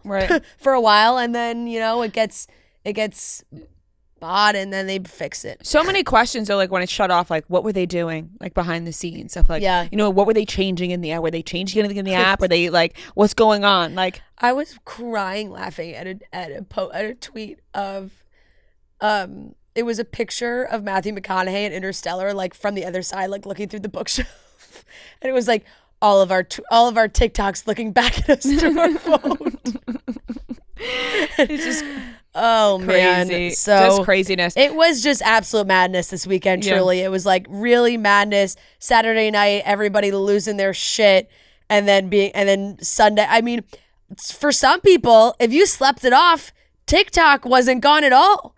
Like if you slept from, if you're maybe you're a deep sleeper, you got a lot of hours. Yeah, maybe you're really went to tired. bed, like maybe you went to bed, you're like, oh no, I haven't had it for like an hour. You go to bed at like 11:30 and you just fucking sleep till noon. It's back. Right. Yeah, it's crazy. Moving on to, more TikTok talk, but Spencer Pratt, obviously Heidi and Spencer popping off on TikTok right now. Yep. They unfortunately lost their home and most of their belongings in the LA fires. And they've gotten a lot of support from the people online, including to support Heidi's song. And Spencer, it seemed like, had been reaching out to Alex Cooper's husband, to get Alex Cooper to post the song. And now Spencer has made it his mission to like take down Alex Cooper for not posting this song fast enough. Yeah. And which I think is like ridiculous. You know, like I'm team Spencer and Heidi, like with their comeback right now of like, they lost full support of that. I am not in support of like piling onto somebody that the internet is going to pile on to, and that person is Alex Cooper, like, or like trying to force somebody else's hand, right? And it's like you're trying to force Alex Cooper to post the song, and she had posted that she was helping friends and family in LA that had lost their homes and belongings, and I don't doubt that at all. I think you're bizarre if you think she was lying about that. She was donating, all that stuff. Besides the point, like, she just did a whole Eagles tailgate for Right. Altadena girls. Exactly. The whole charity event. And I just feel like Alex Cooper is one of those people that people will go after, and they know that other people are going to join in against her. And that's sort of what's happening right now, and I'm not a fan of it. Like, Yeah. I do not I agree. think that the dogpiling onto Alex Cooper just because she didn't post Heidi's song is reasonable at all. Like, I find it to be really unreasonable. Like, it's really bizarre to me. And once again, fully in support of Heidi and Spencer and them having this comeback and everybody supporting them and, you know, hyping them up and, you know, wanting the best for them. But like, this isn't the way. Like, why, you know? And now he's like, exposing like the podcast that they had, and he's saying, you know, because someone said, oh, she posted the podcast on YouTube that they did a while ago. And he's like, she's using me for money on YouTube. And it's like, well, you willingly went on a podcast for free. That's what people do when they're looking for press. That's how, you know, people think that people pay people for interviews. That's not how it works. Like, people want to go on shows for press, and they know that the other side of it is that it's a joint thing. Like, that podcast is going to, you know, get traction. You're going to get traction. It's a mutual understanding. So now to pull the, like, she used me for money on YouTube. Like, I'm like, I don't understand this, you know, it's confusing to me. And I think it's just piling on to someone that, you know, the internet's going to pile onto. I don't really know. Like, it didn't fully make sense to me, like, why her. Like, I don't know if Spencer just felt like because she has, you know, such a reach and is so popular that's like, he was really dead set on her posting it. She But, did like, end up using it. I know, it's just like, Why didn't you guys post a song? I'm just confused. Like, I put it on my weekly. I put it on my playlist. We don't have that TikTok following. He does. Yeah, like that's. But that's what I'm saying. Where it comes to, like, there are so many people that are online, who are popular online, who post a ton, who do this, who didn't post the song. So I think maybe is it because, like, they're Because he went on the supposed show? to be friends? Question mark. Are they like? Are they like? I don't even like. Is it like he took it personally? I think he took it personally. He reached out to her husband Matt. He texted her, and Matt wrote back like, "Hey, I'm so sorry for everything you guys are going through. Like, what, you know, that whole thing." Yeah. And Spencer called it like a bullshit response, and, you know, I just find it to be, like, not reasonable. Like, I don't. I think that's. I agree. I think that's fair. It's just, you know, like, we're gonna hype Spencer and Heidi up. You know, everyone's doing it. Alex Cooper. What did she use the song on? I think a TikTok video, or an Instagram. I'm not exactly sure. She did end up using it, but apparently that wasn't good enough for people either. So he's just going on about this now. Maybe because he went on the podcast and he feels like she, you know, owes him one, and, you know, I can understand reaching out to somebody and saying, hey, can you do this? And if they don't, then you kind of move along. But to make it a whole, like, thing, when she's out here doing other stuff for the fires, you know, like you said, mentioned the whole tailgate for charity and everything. It's like, well, let's pick our battles here. This feels, you know, unnecessary. Feels misplaced. It does for sure. Last topic. Meghan Markle, this is a Page 6 article, that she was apparently quietly shopping a post-divorce book against Prince Harry, you know, a divorce between her and Prince Harry, and a post-divorce book. I don't know how true this is, you know, like, from what they've presented to the public, it's been solid, but I wouldn't be totally surprised if Meghan was like, I don't want to live this life anymore. In all aspects, I'm out. Yeah. But I guess I would be surprised at the same time. You know, it seems like they've had a solid foundation, and he literally left the royal family for her. So I would find it to be, I just said I wouldn't be surprised, but I think I would find it to be, I'm contradicting myself now. I was going to say, that was an all-time 2-second switch. No, I know. As I was talking it out, I was like, well, you know what? It kind of would be surprising considering he left the royal family for her. I don't really believe this at all. I just don't really know how you, like, secretly do that, you know? This whole thing came from a big Vanity Fair piece that came out on Friday. That was the cover story for Vanity Fair. The headline was Inside Prince Harry and Meghan Markle's Big Business Ambitions 5 years after their royal exit. Ensconced in their cozy Montecito mansion, oh man. This, with the Invisalign, this is like nearly impossible. You got The this. Sussexes.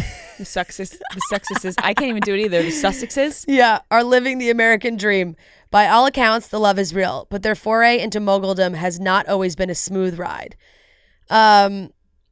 So this is, I mean, it's an extensive article going through like their projects and how things haven't really come out the way that they wanted to, whether it's a Spotify thing or blah, blah, you know, all these different things that they have going on. Part of it was not positive towards them really at all. It really like kind of went into their struggling business ventures.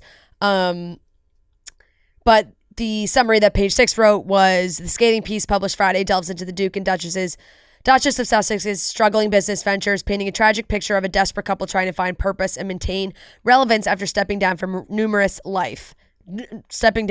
royal life. Numerous former colleagues and associates spoke with Vanity Fair for the article, including a source who claimed Meghan's team had a conversation with the publishing house to gauge interest in a book that, quote, might center on a post-Harry divorce. The source didn't divulge the date that Markle's team proposed the idea, nor the name of the publishing house to which it was allegedly floated to. Vanity Fair clarifies that, quote, no written or formal proposal for the book ever eventuated, while another insider disputes that the incident ever occurred at all. The Post has contacted their reps for a comment. While some sources defended the Duke and Duchess to Vanity Fair, the expose also includes interviews with multiple people who worked with Markle and slammed her, quote, bully behavior. Some said they were, quote, undergoing long-term therapy after working with Meghan, while another described her as a, quote, mean girls teenager. One person who worked with Markle on media projects told the publication that her time with the Suits star was really, really, really awful and very painful. She's constantly playing checkers. I'm not even going to say chess, but she's just very aware of where everybody is on her board. And when you are not in, you are to be thrown to the wolves at any given moment. The source said Markle never screamed at any employees, but was engaged in more tactic forms of bullying. It's talking behind your back. The person explained it's gnawing at your sense of self. You can be yelled at even if somebody doesn't raise their voice. It's funny that people don't differentiate between the energy of being yelled at and literally somebody screaming at you, they added. Multiple sources confirmed that one person who worked with Markle on her Spotify podcast took a leave of absence after just 3 episodes before quitting altogether. Another stated, I think if Meghan acknowledged her own shortcomings or personal contributions to situations rather than staying trapped in a victim narrative, her perception might be better. It's kind of a scathing comment. Yeah, so there's more in the whole breakdown of the article, but those are some highlights for sure that do not frame Meghan in the best light. I feel like I don't necessarily believe the book thing, but I can certainly see her frustration in probably what her expectations for this life to look like and how it probably has not lived up to that in her mind.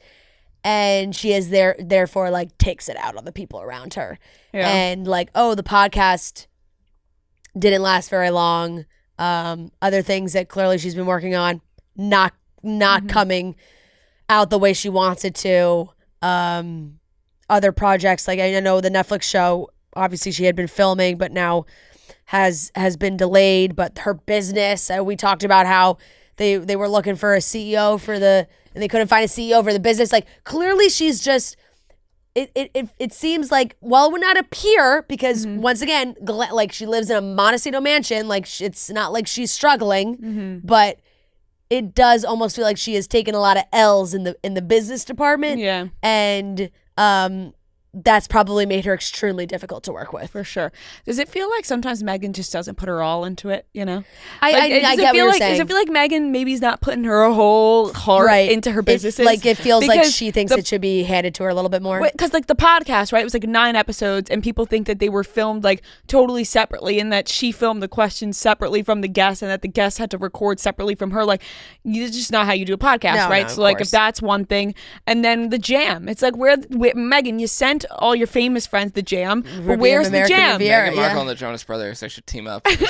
Like, I just feel like they're not. Don't put them in. Don't there put them in the with her. same category. Yeah, you leave the please. brothers out of this. Seriously, rude.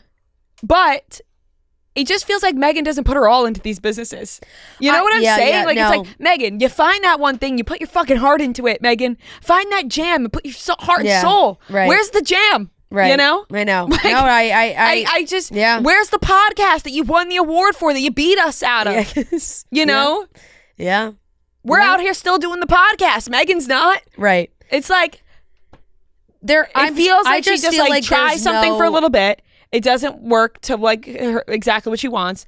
And then it's just on to the new thing. Yeah, there's no way that people wouldn't be like knocking down her door to work with her too. Mm-hmm. You know, so I don't fully get it. But if these allegations are true and these comments are true and she's that difficult to work with, like, no wonder. You know? It's like how are you going to have any success when the people around you hate working with you or quit for sure or just like do not want to like they don't if they're in that much of a spot, like they don't want you to succeed for sure. Was not good. Maybe they're not trying their hardest either because they're fed up with you and they're like, well, we're not going to try our hardest. She's not trying her hardest. Fully, not to come from Meghan Markle's work ethic, right? I mean, we don't know, but it's just like really, just seems like there's a new business venture that doesn't really pan out. So that podcast deal was a $20 million deal with Spotify. Like, that's fucking insane. That is absurd. Yeah, that's absurd. And they were just like, they had no ideas for like what they wanted to make podcasts for. Meghan just could have gone on that podcast and just started talking about life. You know what I mean? And it probably would have skyrocketed. And she probably could have got all the guests in the world. This is like not Vanity Fair. Because it's like they don't want to talk about that. They want to talk about other stuff. They want to talk about like their interests. And no offense, but some of their interests are kind of boring. Like, that's just not what people want to hear about. This quote made me laugh because it was like they wanted big themes. They wanted a big theme that would explain the world, but they had no ideas. One declared, this was talking about the Spotify deal, and another said, I have no idea what Harry's interests are beyond polo. No clue what his inner life is like. So it was just really not like... Apparently he had proposed that he would try and interview divisive public figures together, and that just obviously was not an idea that that was going to work. But I mean, this quote really is like, I think if Meghan acknowledged her own shortcomings or personal contributions to situations rather than staying trapped in a victim narrative, her perception might be better. Like, that's harsh. Yeah. Like, that's like, hey, cut it with the woe is me and like build something. Yeah. And get out there and make like, some jam. And just like, you know, you're living this life. You're not on the streets. Like, let's like pick it up. Right. So, right. I don't know. But the book thing, I don't know. No matter what, I will be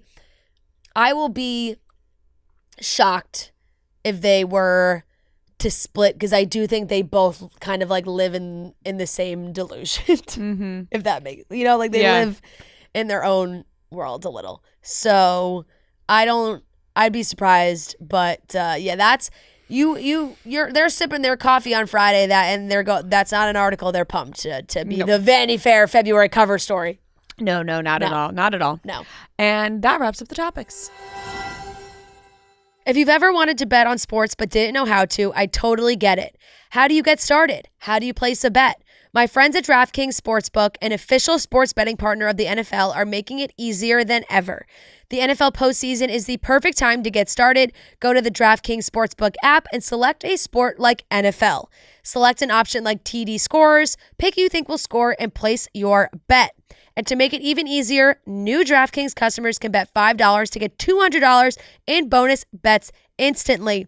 We are headed into the conference championship games this weekend for football.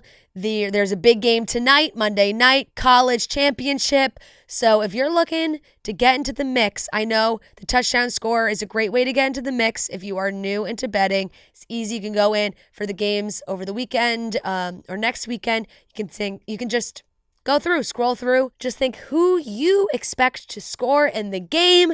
Place your bet. And just like I said, it is easier now because new DraftKings customers can bet $5 to get $200 in bonus bets instantly. Download the DraftKings Sportsbook app and use code CHICKS. That's code CHICKS for new customers to get $200 in bonus bets when you bet just $5. Only on DraftKings. The crown is yours. All right, let's get into the Weekly Watch Report where we talk about the things we watched this week. Weekly Watch Report on Monday. Weekly Watch Report on Monday. Weekly Watch Report on Monday. Weekly Watch Report on Monday. Hey. All right. Lots to get into. Not really, actually. So much. I like watch things, but I feel like I didn't write them down, but I'm going to try now. I started watching so much that I was like, I got to write all this down. And it's a lot. I'm pumped to hear. Yeah. New episode of Traitors. Yep. I'm fully caught up. You know what? So good. Great episode. So good. I'll give it a solid A. Yeah. Solid A for Traitors. Really great episode. Don't want to spoil it for people who have not watched. I know, but we can talk about it. We could, we'll talk about it. I mean, I just like hit them with spoilers. Yeah, spoiler. Yeah. But obviously, Boston Rob comes in. He knows how to play the game here. He goes against one of his own traitors, Bob the drag queen, and he gets him out with the help of Dylan Efron, none other than our sweetheart Dylan Efron, who Bob the drag queen said that his brother wasn't a good actor. No. Because Dylan said, I grew up with an actor, and Bob the drag queen said, not a good one. And Dolores was having none of that. None of it. She said, that's not nice. And she said, your brother's a great actor. I loved that. I am so in. When they showed Dylan and Dolores speaking before the round table, and Dylan was like, I still think it's Bob the drag queen, and Dolores was like, I'm starting to think that too. And I was like, I am so in on this. Love it. On this little duo, because I feel like Dylan like reminds her of Frankie or something. Yeah. Like she's ready. They're a perfect little pairing. I'm obsessed. I love and it. then at the end, she's like, and your brother's a good actor. It's like, I loved it. He is, Dolores. You know what he Thank is? you. He's our fucking star. He's our shining star. So don't take that away from Zach. Don't hit him with that. But my God, what a move. The dramatics. I fucking love this show. And I hope people enjoy the show and watch it in like a way that they just like, this is not a show that's meant to be taken super seriously. Like it is it is what it is. And the drama, the theatrics are so good. When Boston Rob before he put it on Bob, and he's talking, he's making a speech. He's like, there's one person. And he's looking around the room. He's kind of like looking at everyone. And then the way his head just went and looked Bob right in the eyes. And Bob just was like, I started cheering. Oh my God. It was unreal. It was cinematic. Oh my God. It was so good. Was really...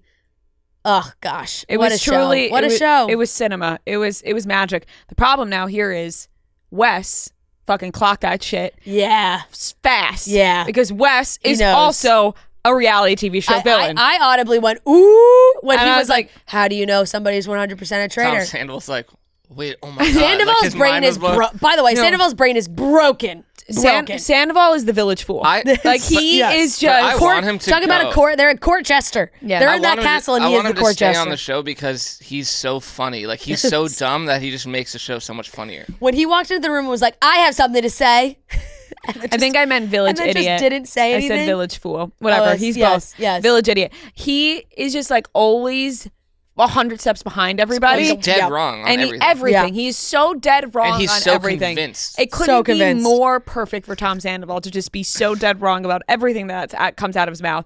But Wes is fucking great too. So now you got the battle of the greats here, because if Wes can convince people that Boston Rob's a traitor, then they're going to get Boston Rob out. Yeah. But if I think the girls are going to want to try and get Boston Rob out. But if Boston Rob can use his charm and get everyone to just turn on Danielle. But then if Boston Rob starts getting every traitor out, people are going to be like, he's a traitor. Right, Why does he know? He needs to get somebody else who's not a traitor out now to be like wrong one time. Right. Because if he's right every time, then they're just gonna be like, you know, Totally. because you're the traitor, and Wes is gonna be like, he knows because he's a traitor.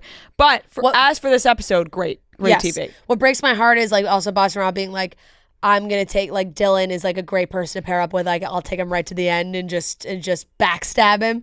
And I'm like, oh, and poor Dylan's like, I got Boston Rob. Like he's like so hyped. Like he's like a super fan. Yeah, he's like, so excited. He's like, I'm working with Boston Rob. And it's just like he's like, oh, I'm working with Rob. Like he's so hyped to be working with him. I'm like, I'm be so sad when he gets his little heart shattered. I do have faith Dylan will figure it out with Boston Rob. Yeah. I have faith that Dylan his spidey senses work, and I have faith he's gonna figure it out with Boston Rob. Danielle and Carolyn are definitely gonna.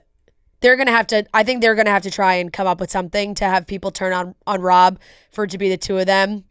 Because Rob just walked all over them with that one. Like for Danielle to vote, for them both to vote Bob, like he completely got them. I'm hoping Gabby does crack me up. I think she's great. I want Gabby to like trust her gut a little bit more because I feel like she was starting to, she's like, I'm kind of onto Danielle. And then as soon as like one little thing happened, she's like, oh, there goes that theory. It's like, no, you were onto something. You were onto something. So it's been great. It's great. It's been great. Great show. Great episode. Watch the Jerry Springer documentary that you watched. I don't know. Like I was like, whatever. Yeah, it was I'll give it a C. Like I was like, meh. You know, we know what. Yeah. We know what Yeah, the it show wasn't, was. like, Like I wasn't like, you know, there were some disgusting things that happened on that show that. Like they should be ashamed of, airing some of the shit that happens. Like the creator of that guy is like so proud of it. Yeah, it's like, like when people are like, it was whatever, it was crazy, and then he was like, it was awesome. It's like, no, not quite. The Molly-Mae Behind It All documentary, 3 episodes.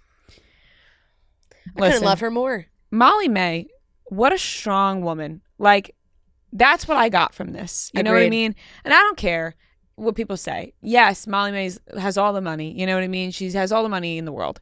But that doesn't take away the human feelings and what she has to go through besides that of now being a young single mother, her boyfriend who she thought she was going to spend the rest of her life with, dealing with these problems, and she's building businesses and all this stuff. And she just seems like such a strong person. Like I was watching this and I was like, wow, she holds it together. She holds it together for Bambi. Yeah. And it was really, I found it really interesting to see. I thought it was so good. I really thought it was an interesting inside look into her life that she has not given people this much access to. It starts and it says that it was supposed to be following Molly and Tommy as they prepared for a wedding. Like that was really the premise of the show, and they obviously pivoted around, and throughout all the rumors and all these things that's happened, and of course like the timing of Tommy now, I guess actually talking about where some of these issues came from, and Molly's talking about on the show, and Tommy seemed to really start to drink more and go out more, and that just really changed. Like Molly is not a drinker, she doesn't go out a lot, like she really, I think that just really hurt her in a way, and she tried to make it work for a while, and he was not giving it back. And even you can just tell the way like her mom and her sister were talking about Tommy, that it was just like they were all, even her mom being like, I love him, but like it's frustrating seeing that happen, and it just broke my heart, like hearing her be like, I really I'm starting to realize like I thought we would be back together, and like maybe we won't. Right. And you do see in the coming attractions that they must have been filming all the way up until like 3 weeks ago, because they talk about the New Year's Eve kiss. Now on the other side of this, I loved it. I thought it was fantastic. I have seen like the UK tabloids go opposite of like, this is a massive stunt. This is this is just to like big moment for them to like get back together and all this bullshit, like blah blah blah, all this stuff. And I was like, I really don't I don't buy that for a second personally, but that's like, of course that's the way that the UK tabloids are going to go, being like, this, we don't believe any of this, but it's just like I said, access that we haven't gotten to her, and she's so young. She's watching these clips of like their proposal and old parts of Love Island and like talking about it and reliving it and all this stuff. And I'm just like, wow, she is one tough cookie for sure. It really did make me admire her even more than like I already did watching it. Yeah, I agree. And I don't think this is a stunt. I think they really did split up. I think that they really have their issues, and they may have, had a rekindling for New Year's Eve, and we shall see that. But I would give this like a B+. I really enjoyed watching it, and it made me even more of a fan of Molly-Mae, truly. Southern Charm, I watched the last 2 episodes. I'll give it a C. Yeah. Like, I don't know. Though it's all making me like kind of uncomfortable. Like, I don't know. Like, I'm like, I think it's just. I don't like watching Austin and Craig fight. Yeah, no, that's what I'm saying. It's all making me a little bit uncomfortable watching them fight, and then seeing Paige, and then knowing that they broke. I'm like, just more so because I'm like thinking about them. Yeah, and I'm like, oh, this sucks. That like they are now having everybody dissect everything that was said and done on Southern Charm. Now that they're broken up, it's all like, well, look at how Paige was acting. Look how Paige was acting, and I'm like, that's gotta suck. Like that's just not fun. I don't like Austin and Shep. Like I don't really love their energy with Craig. Like, it's like, let Craig like live his life. Like, right. It's like, just because you guys like still want to be like frat boys and whatever. It's like some people don't want that for the rest of their lives. And if you do, that's fine. Some people don't. Like, it is what it is. Yeah. I watched New in Town, the John Mulaney special, like his first special ever, because I really loved John Mulaney's special when he came back and talked about him going to rehab. Like, I think that like truly I'll just watch that. I watched it again this weekend because I think it's so funny. Just the whole storytelling of it all. New in Town was solid. I'll give it a B+. Like, I thought it was really good. I've never really watched his other stand-up before, but he's really funny, obviously. And I rewatched a bunch of other things, but those are new things I watched. That's it. Okay, I will give I will give the Molly-Mae documentary, I'll give it a B+ as well. I really like it. I'm excited for more episodes. Major cliffhanger. I also think because we're not so intertwined in like the UK gossip that we are learning new stuff. Like, I didn't know that all happened with her clothing line. No, me like either. I didn't know that they had those issues and with the blazer and like everything. So like watching that, to me, I found it to be fascinating because I was like, oh, I didn't know all this was going on even. So definitely like that. Southern Charm, I'll give a C as well. I'm intrigued by like some of these, like some of the new people. Sally's really ruffling some feathers.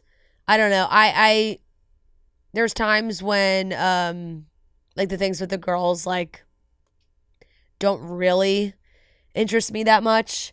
And then like when the boys are fighting, I'm like, oh, come on, guys. Yeah. And JT is just like so freaking annoying.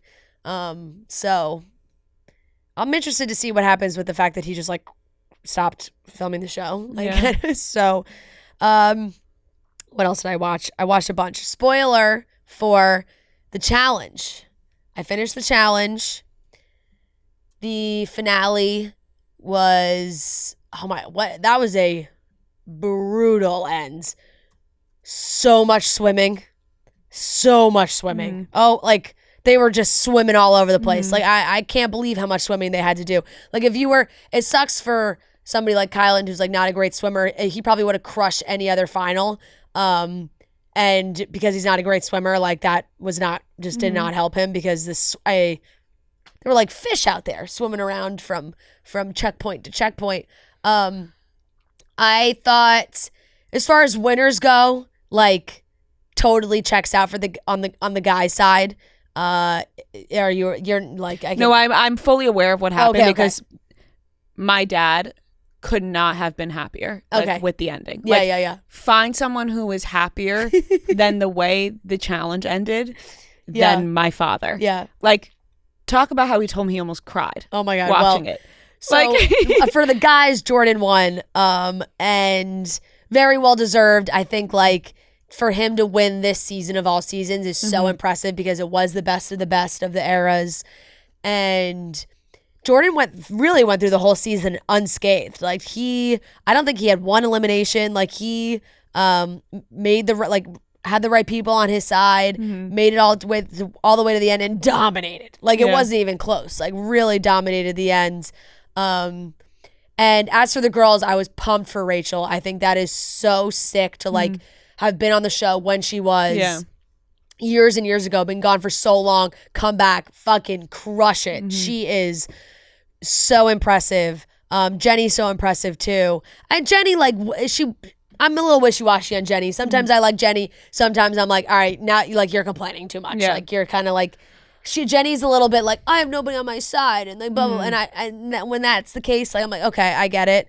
But a tie win is crazy. My dad was so happy for them. Like, oh really? Like truly, he was like, both of those girls. Yeah, I mean they deserve it. They're fucking beasts. They are beasts. Like he was like. His dad also definitely was so pumped because they're like by far the most jacked girls. No, that's also another part of it. He was like, it is incredible. Like, those girls at the gym. No, he's just like truly like called me immediately like the I couldn't have ended in a better way. They both deserved it. They couldn't end in a better way. God, I was like, so wow, find someone happier about this ending than you. Like, that's amazing. I will give those part 1 and part 2 of the final a B. Good, solid. Traitors, I'll give an A as well. I thought that episode 4 of Traitors, so good. Love Island All Stars is back. It's on Peacock right now. It's a little bit behind, but like not like a couple days, like nothing crazy. So if you just want to watch it on Peacock, super easy to do. I watch the episodes like at night as they come out UK time because I'm a psycho. But I haven't seen like the last couple, so I am probably on par with like where Peacock is. I am very intrigued by one couple, and I know you haven't watched it yet, but I'll just like it's not like it happens in the second episode. And I'm gonna I want to tell everyone what happened. I did put on Love Island All Stars. Yeah. I'm watching the first episode. I'm like, and trust me, I know the cast was revealed and everything. I've seen the cast, and I thought I saw the wrong cast get revealed because I'm watching the first episode and I'm like, wow. Bringing all these people back, that wasn't the cast reveal I saw. And I'm like, oh my God, they're running this back again? I was just watching the first season of All Stars. Just watching the first season of All Stars. You know, it's okay. And I thought, okay, I'm gonna have to give this a go when I'm ready to like really sit down and watch this, because I was giving it a go and was just checked out and was like, what the fuck am I watching? Why is like, I can't believe they brought all these people back. And just to realize that was not the case. So you can say because I'm going to watch today. It's not too much. It's like, whatever, the second episode. So not too crazy, and there are other things that happen. This Ekin-Su is the first bombshell, which, start off strong. You're putting Ekin-Su back in the villa.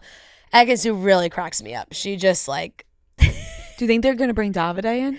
No, I actually don't think so, because they have that. I mean, maybe, but like they tried to do that with Gabby and Marcel. Yeah. And that's gone differently. I was cracking up because I was talking to Gia about it. Gia was like, Marcel's 40 years old and divorced and he's back in the Love Island villa. And I was like, yeah, but honestly, I think that kind of helps with All Stars because it differentiates the seasons. Like Love Island, they bring in all these young early 20-somethings. A lot of them are like not ready for real relationships, like whatever.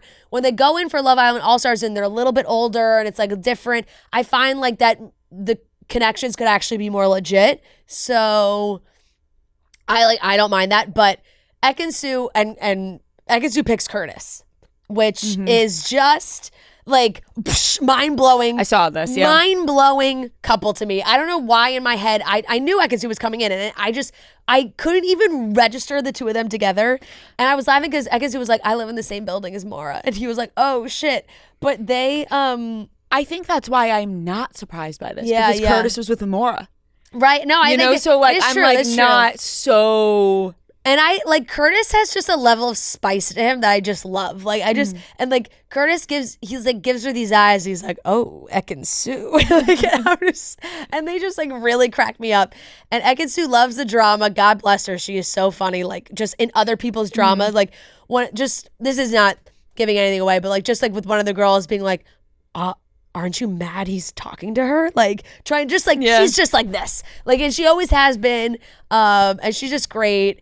And liar actress. Yeah, and I just even loved like Luca just being like, I know Ekin-Su. Like she's just, she's gonna be here for the flair. Can we talk about how much Luca and Mitch look alike? Messy Mitch. So fair. Luca's way more handsome. No, but it's no offense when you to see Mitch. them on TikTok though. Yeah. I can see that. I keep getting confused because Messy Mitch has a girlfriend. Yes. And she keeps posting like, how happy is everyone that he has a girlfriend and he can't go back to the All-Star. And I'm like, Luca, Messy Mitch, Luca. I'm like, why am I why do I keep confusing the two? Like, I don't know why I keep confusing the two. Yeah, no, they definitely have similar looks for sure. The other thing I've been seeing a lot on online, which is cracking me up, is like how with Ronnie, like how, why Ronnie, like what's the deal? I was like, he's just a propaganda. Like, he's just like, I don't know what it is. He's got the chat that all the girls love him. But because then I see like Americans watching and they're like, I need people in the UK to explain this to me. Like, what is the appeal of Ronnie? Like, is this something that I'm missing? But then like those girls are like, no, we don't see it either. Like, it's just funny.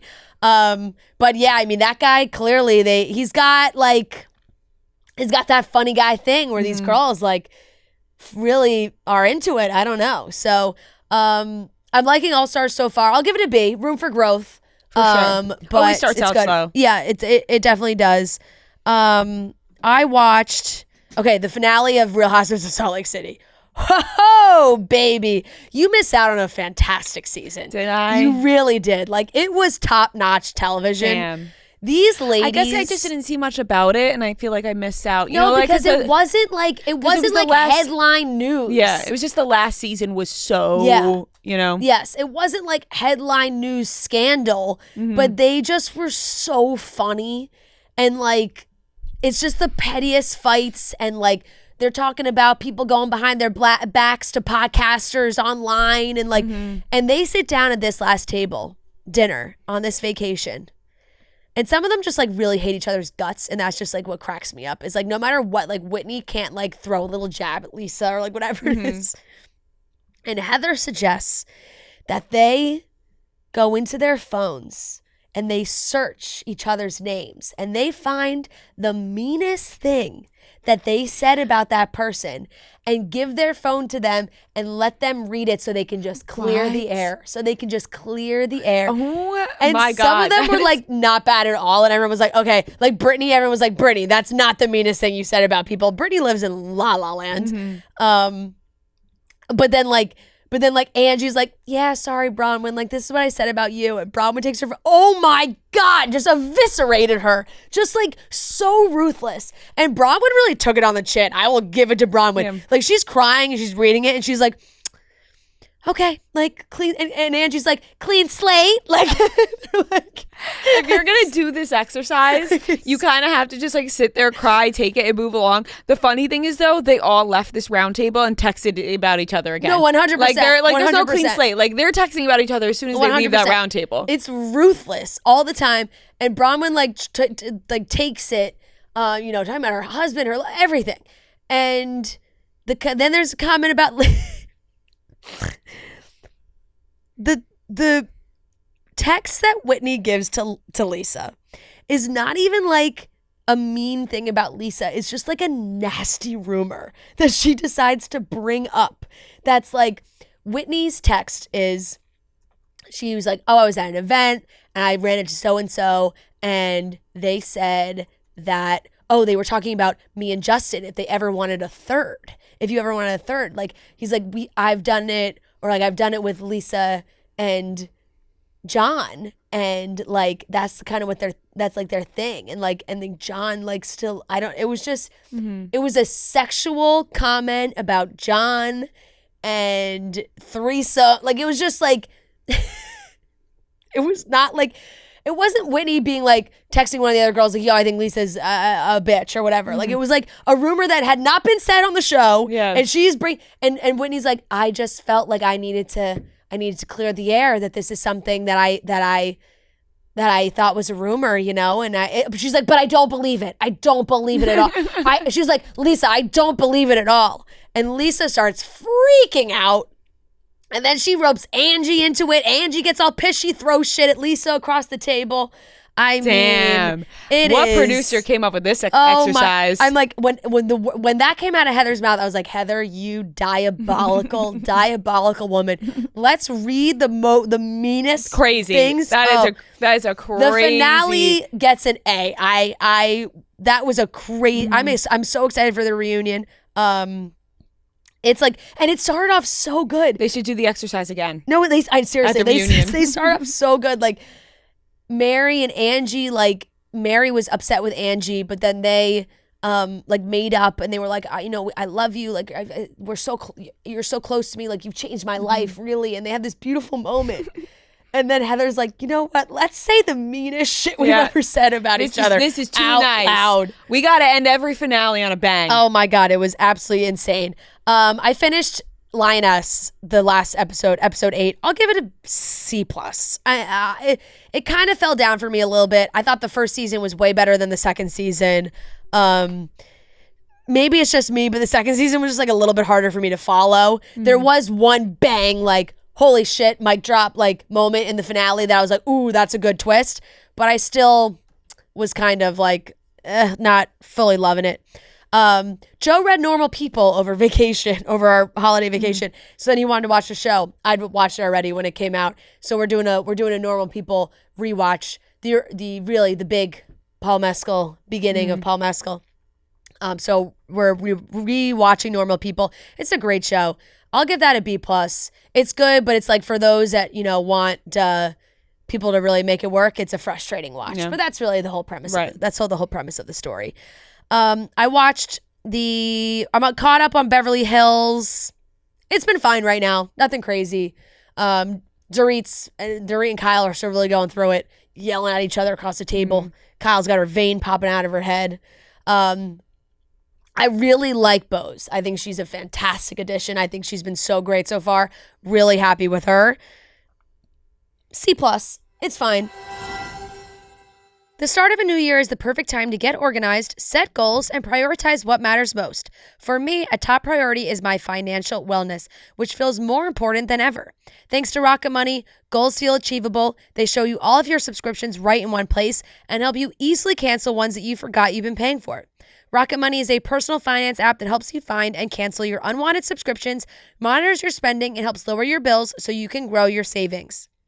Rocket Money will even try to negotiate lower bills for you. They automatically scan your bills to find opportunities to save. Then you can ask them to negotiate for you. They'll deal with customer service so you don't have to. Rocket Money has over 5 million users and has saved a total of $500 million in canceled subscriptions, saving members up to $740 a year when using all the app's premium features. So cancel your unwanted subscriptions and reach your financial goals faster with Rocket Money.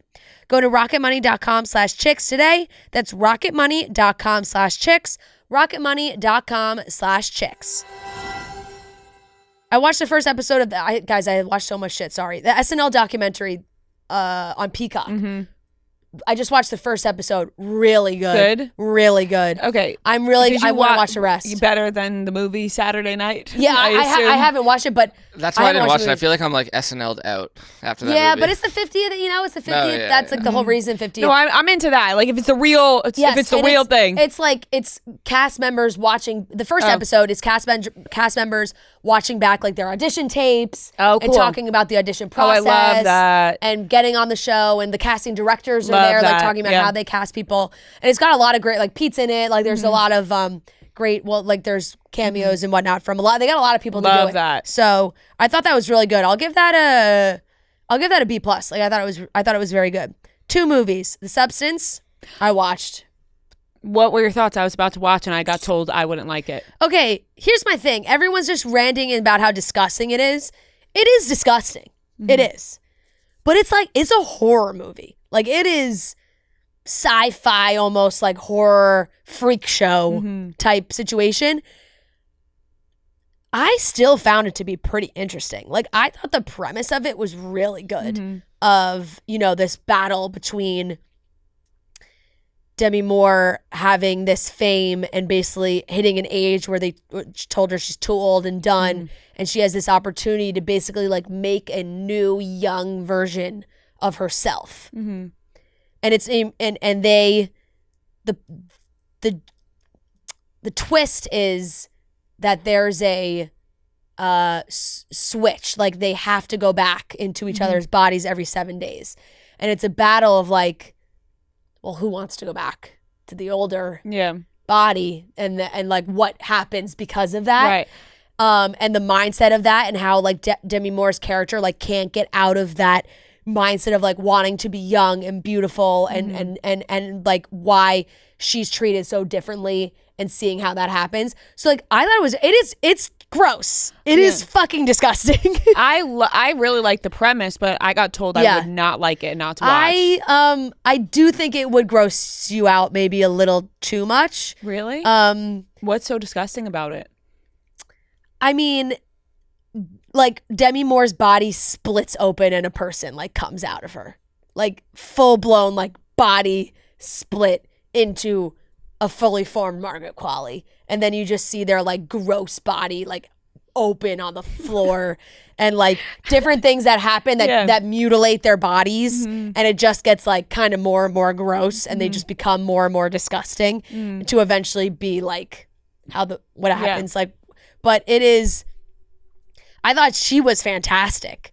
I thought, Margaret was great as well. But yeah, I mean, I get I personally did think it was good. Like, I know people are like, it's so disgusting, don't watch it. I've seen nothing but great things about the movie, which is why I was going to watch it and then was told not to. The last few people I've seen post about watching it were like, I'll save you from watching this. Don't watch it. It's fucking disgusting. I've only seen good things about it. I don't know. I think you could watch it. I don't know. I don't like, it's gross, but I don't love that stuff. Yeah. Like, and I was like, there were certain points where I was like, ugh, but not even for gross aspect, though. I was still so intrigued by the story that it pulled me in enough to get past that part of it. And then, like, it's a horror movie, so it has a big kind of Act 3 gross whatever, right? But I really did it. Like, I give it a B. Okay, yeah, solid. I give it a B. I mean, I thought the performances were really good. I thought the whole premise was good. I mean, it's fucking gross. It's really, and that's the point. It's supposed to be like, it's fucking gross, like the lengths that you would go, and it's really actually so gross. And then I watched A Real Pain, which I thought was great. Yeah. Great performances. Solid I think movie. their performances really made the movie. For sure.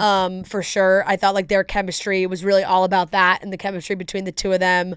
I'll give that a B as well. I think it was like, I wasn't blown away, but I did enjoy it. For Solid sure. movie. Yeah, absolutely. And that's everything. I don't have much. I watched the first 4 episodes of season 3 of Traitors. I'll give that an A. Yeah, it's good. Solid. And I also like don't know. Like, I never watched Survivor. I don't know, like, this is the first time I'm ever seeing Boston Rob in action, but I get, like, the lore, like, already. I feel the same way. I've also never watched Survivor. Just imagine Boston Rob, back in his prime. I showed some of my friends who love Traitors this weekend the TikToks of the edits of of young Boston Rob, and everyone was like, oh, my God. I feel like people don't, like, if you get it, you get it, but if you don't know, then you're... Yep. Yeah. Yep. And then I watched the first 7 episodes of season 1 of Severance, which I just, because of the second season, promotion of the second season got me, and people are hyping it up so much, being like, this is the best show on TV. So I watched it. You watched the whole first season? I watched the first 7 episodes. I think I have like 2 left of season 1. Okay. It's good. It's interesting. I wonder if the last 2 episodes are really what brings it home. I heard there was like a giant like cliffhanger in the last one, but I don't know. I don't like love it. It's It's definitely like it's very unique. I've never seen anything like it, but it's weird. I've really seen a lot of people hyping up the second season, or like being really excited for the second season. Yeah, maybe something will happen. The promo was very interesting. Did you see what they did where Grand they put Central. them all in like the glass I also didn't cube and they were like their realize characters and everybody could just look at them? That Ben Stiller was like the creator of all this. I don't think I didn't know I don't that think either. I realized Yeah, that either. and at the Grand Central thing, he was outside of the glass, just like filming on his phone, like a dad. Oh, that's cool. But yeah, he's like the creator of the show. Yeah. But yeah, I'll give it like a B. Like it's interesting, but it just might not be like my thing. Yeah, that's fair. But I'll finish it. That's all I got. Wow. Wow. Oh my So God. much Marcus King this weekend. Yeah. You really just Yeah, I don't know. There's a lot of sports on. Yeah, that's true. I mean, That's true. yeah. And I don't those know. are, like, It was during the week last week that I clocked a lot of Yeah. hours. That's why. And also Friday night, I felt like I was just posting it on my story nonstop of like watching TV. And then people were like, "Oh, did you watch? Oh my God, I forgot about one more thing. Special Forces. Duh. Also watch Special Forces. I'll put that I'll grade that as well. I'll give that a B. I like Special Forces a lot. It's a very interesting dynamic. Watching You're like our special forces correspondent. I am. Watching Golden Tate. Brody Jenner's doing very well. Not If somebody surprising, who loves right? Brody or used to love Brody Jenner so much, it's me. Yeah. So it's shocking I'm not watching Yeah. this show right now, but I don't know. You know, he went through like No, it's fair. he lost me a little Yeah. bit, but And that's where Brody Jenner was like my number one. yeah. It's just really funny because some of these guys like don't like know who each other is. Like, you know, it's so Golden Tate I think was really trying to put the puzzle pieces together on who Brody Jenner was. Like, I don't think it was really clicking for him. I think maybe he heard like reality show, Yeah. like blah, blah, whatever. And he's doing very well. Like, he is athletic. He is, and he was like, and Brody was talking about his dad, and Golden Tate was like, "Oh, who's your dad?" And they were like, Caitlyn Jenner. And then Cam Newton is the one that was like, "Bro, how'd you not know that? Kardashians, you know? You ever Caitlyn watch The Jenner?" Hills? Like, Cam Newton maybe didn't have the most progressive commentary when it came to that whole situation as well, which is not surprising from past comments that Cam has made. Nicole, to Brody Jenner. to Golden Tate. Like, he was like, "Oh, you know, that's his dad, but it's not really his dad." You know, like shit like that, where it's like, okay, it's his dad. Like, it's his dad. Like, come on. And Nicole brought up also, because somebody asked her, like, "Oh, did you know Cam before?" She's like, "Oh, like, I never really met him before, but we did have interactions," because she's like, I dated a football player. And like, there was a moment when Cam had made some comment about, like, you know, women staying in the kitchen or whatever, and she was like, she engaged with that on social media, so like they were aware of each other. But Brody is crushing it. Our girl Christy's crushing as well. No surprise. She's a fucking badass, and this past one was like team events, and she did really well, I thought. It also sucks because these are the ones where a couple of them, they do like the hand-to-hand combat where they're just supposed to beat the shit out of each other, and a few people had to be like sent home because they got hurt, which has got to be the worst feeling. It's like you're doing so well and you want to stay there, but then you just like get fucking punched in the face by Cam Newton. That's fucking insane. Like, this poor guy's like the Olympic swimmer, and I'm sure he and the whole thing is like a lot of water stuff. So, you know, eventually maybe that would be good for him. And Cam Newton just like went full rage. Like, he was like, "Rarely are you told, like, just unleash everything." He's like, "I really, you know, you keep it all in." It's like the first time. And I think he broke his nose. Like, it was just like, yeah. Jeez Louise. Yeah, it was tough. Yeah, not great. Not It's great. like Biz and Francis and Survivor. Yeah. So they're like, they're down to half the amount of people that they started with. These last two episodes, people were dropping Dropping like flies. quickly. Yeah. So, yeah. All right. Would I give it a B? Yeah. I'll stick with that. Solid watch from everybody. And that wraps up everything we watched this week. All right, that wraps up today's episode of Chicks in the Office. Thank you so much for watching and listening. We love you guys so very much, and we will talk to you on Wednesday. Smooches, smooches, smooches.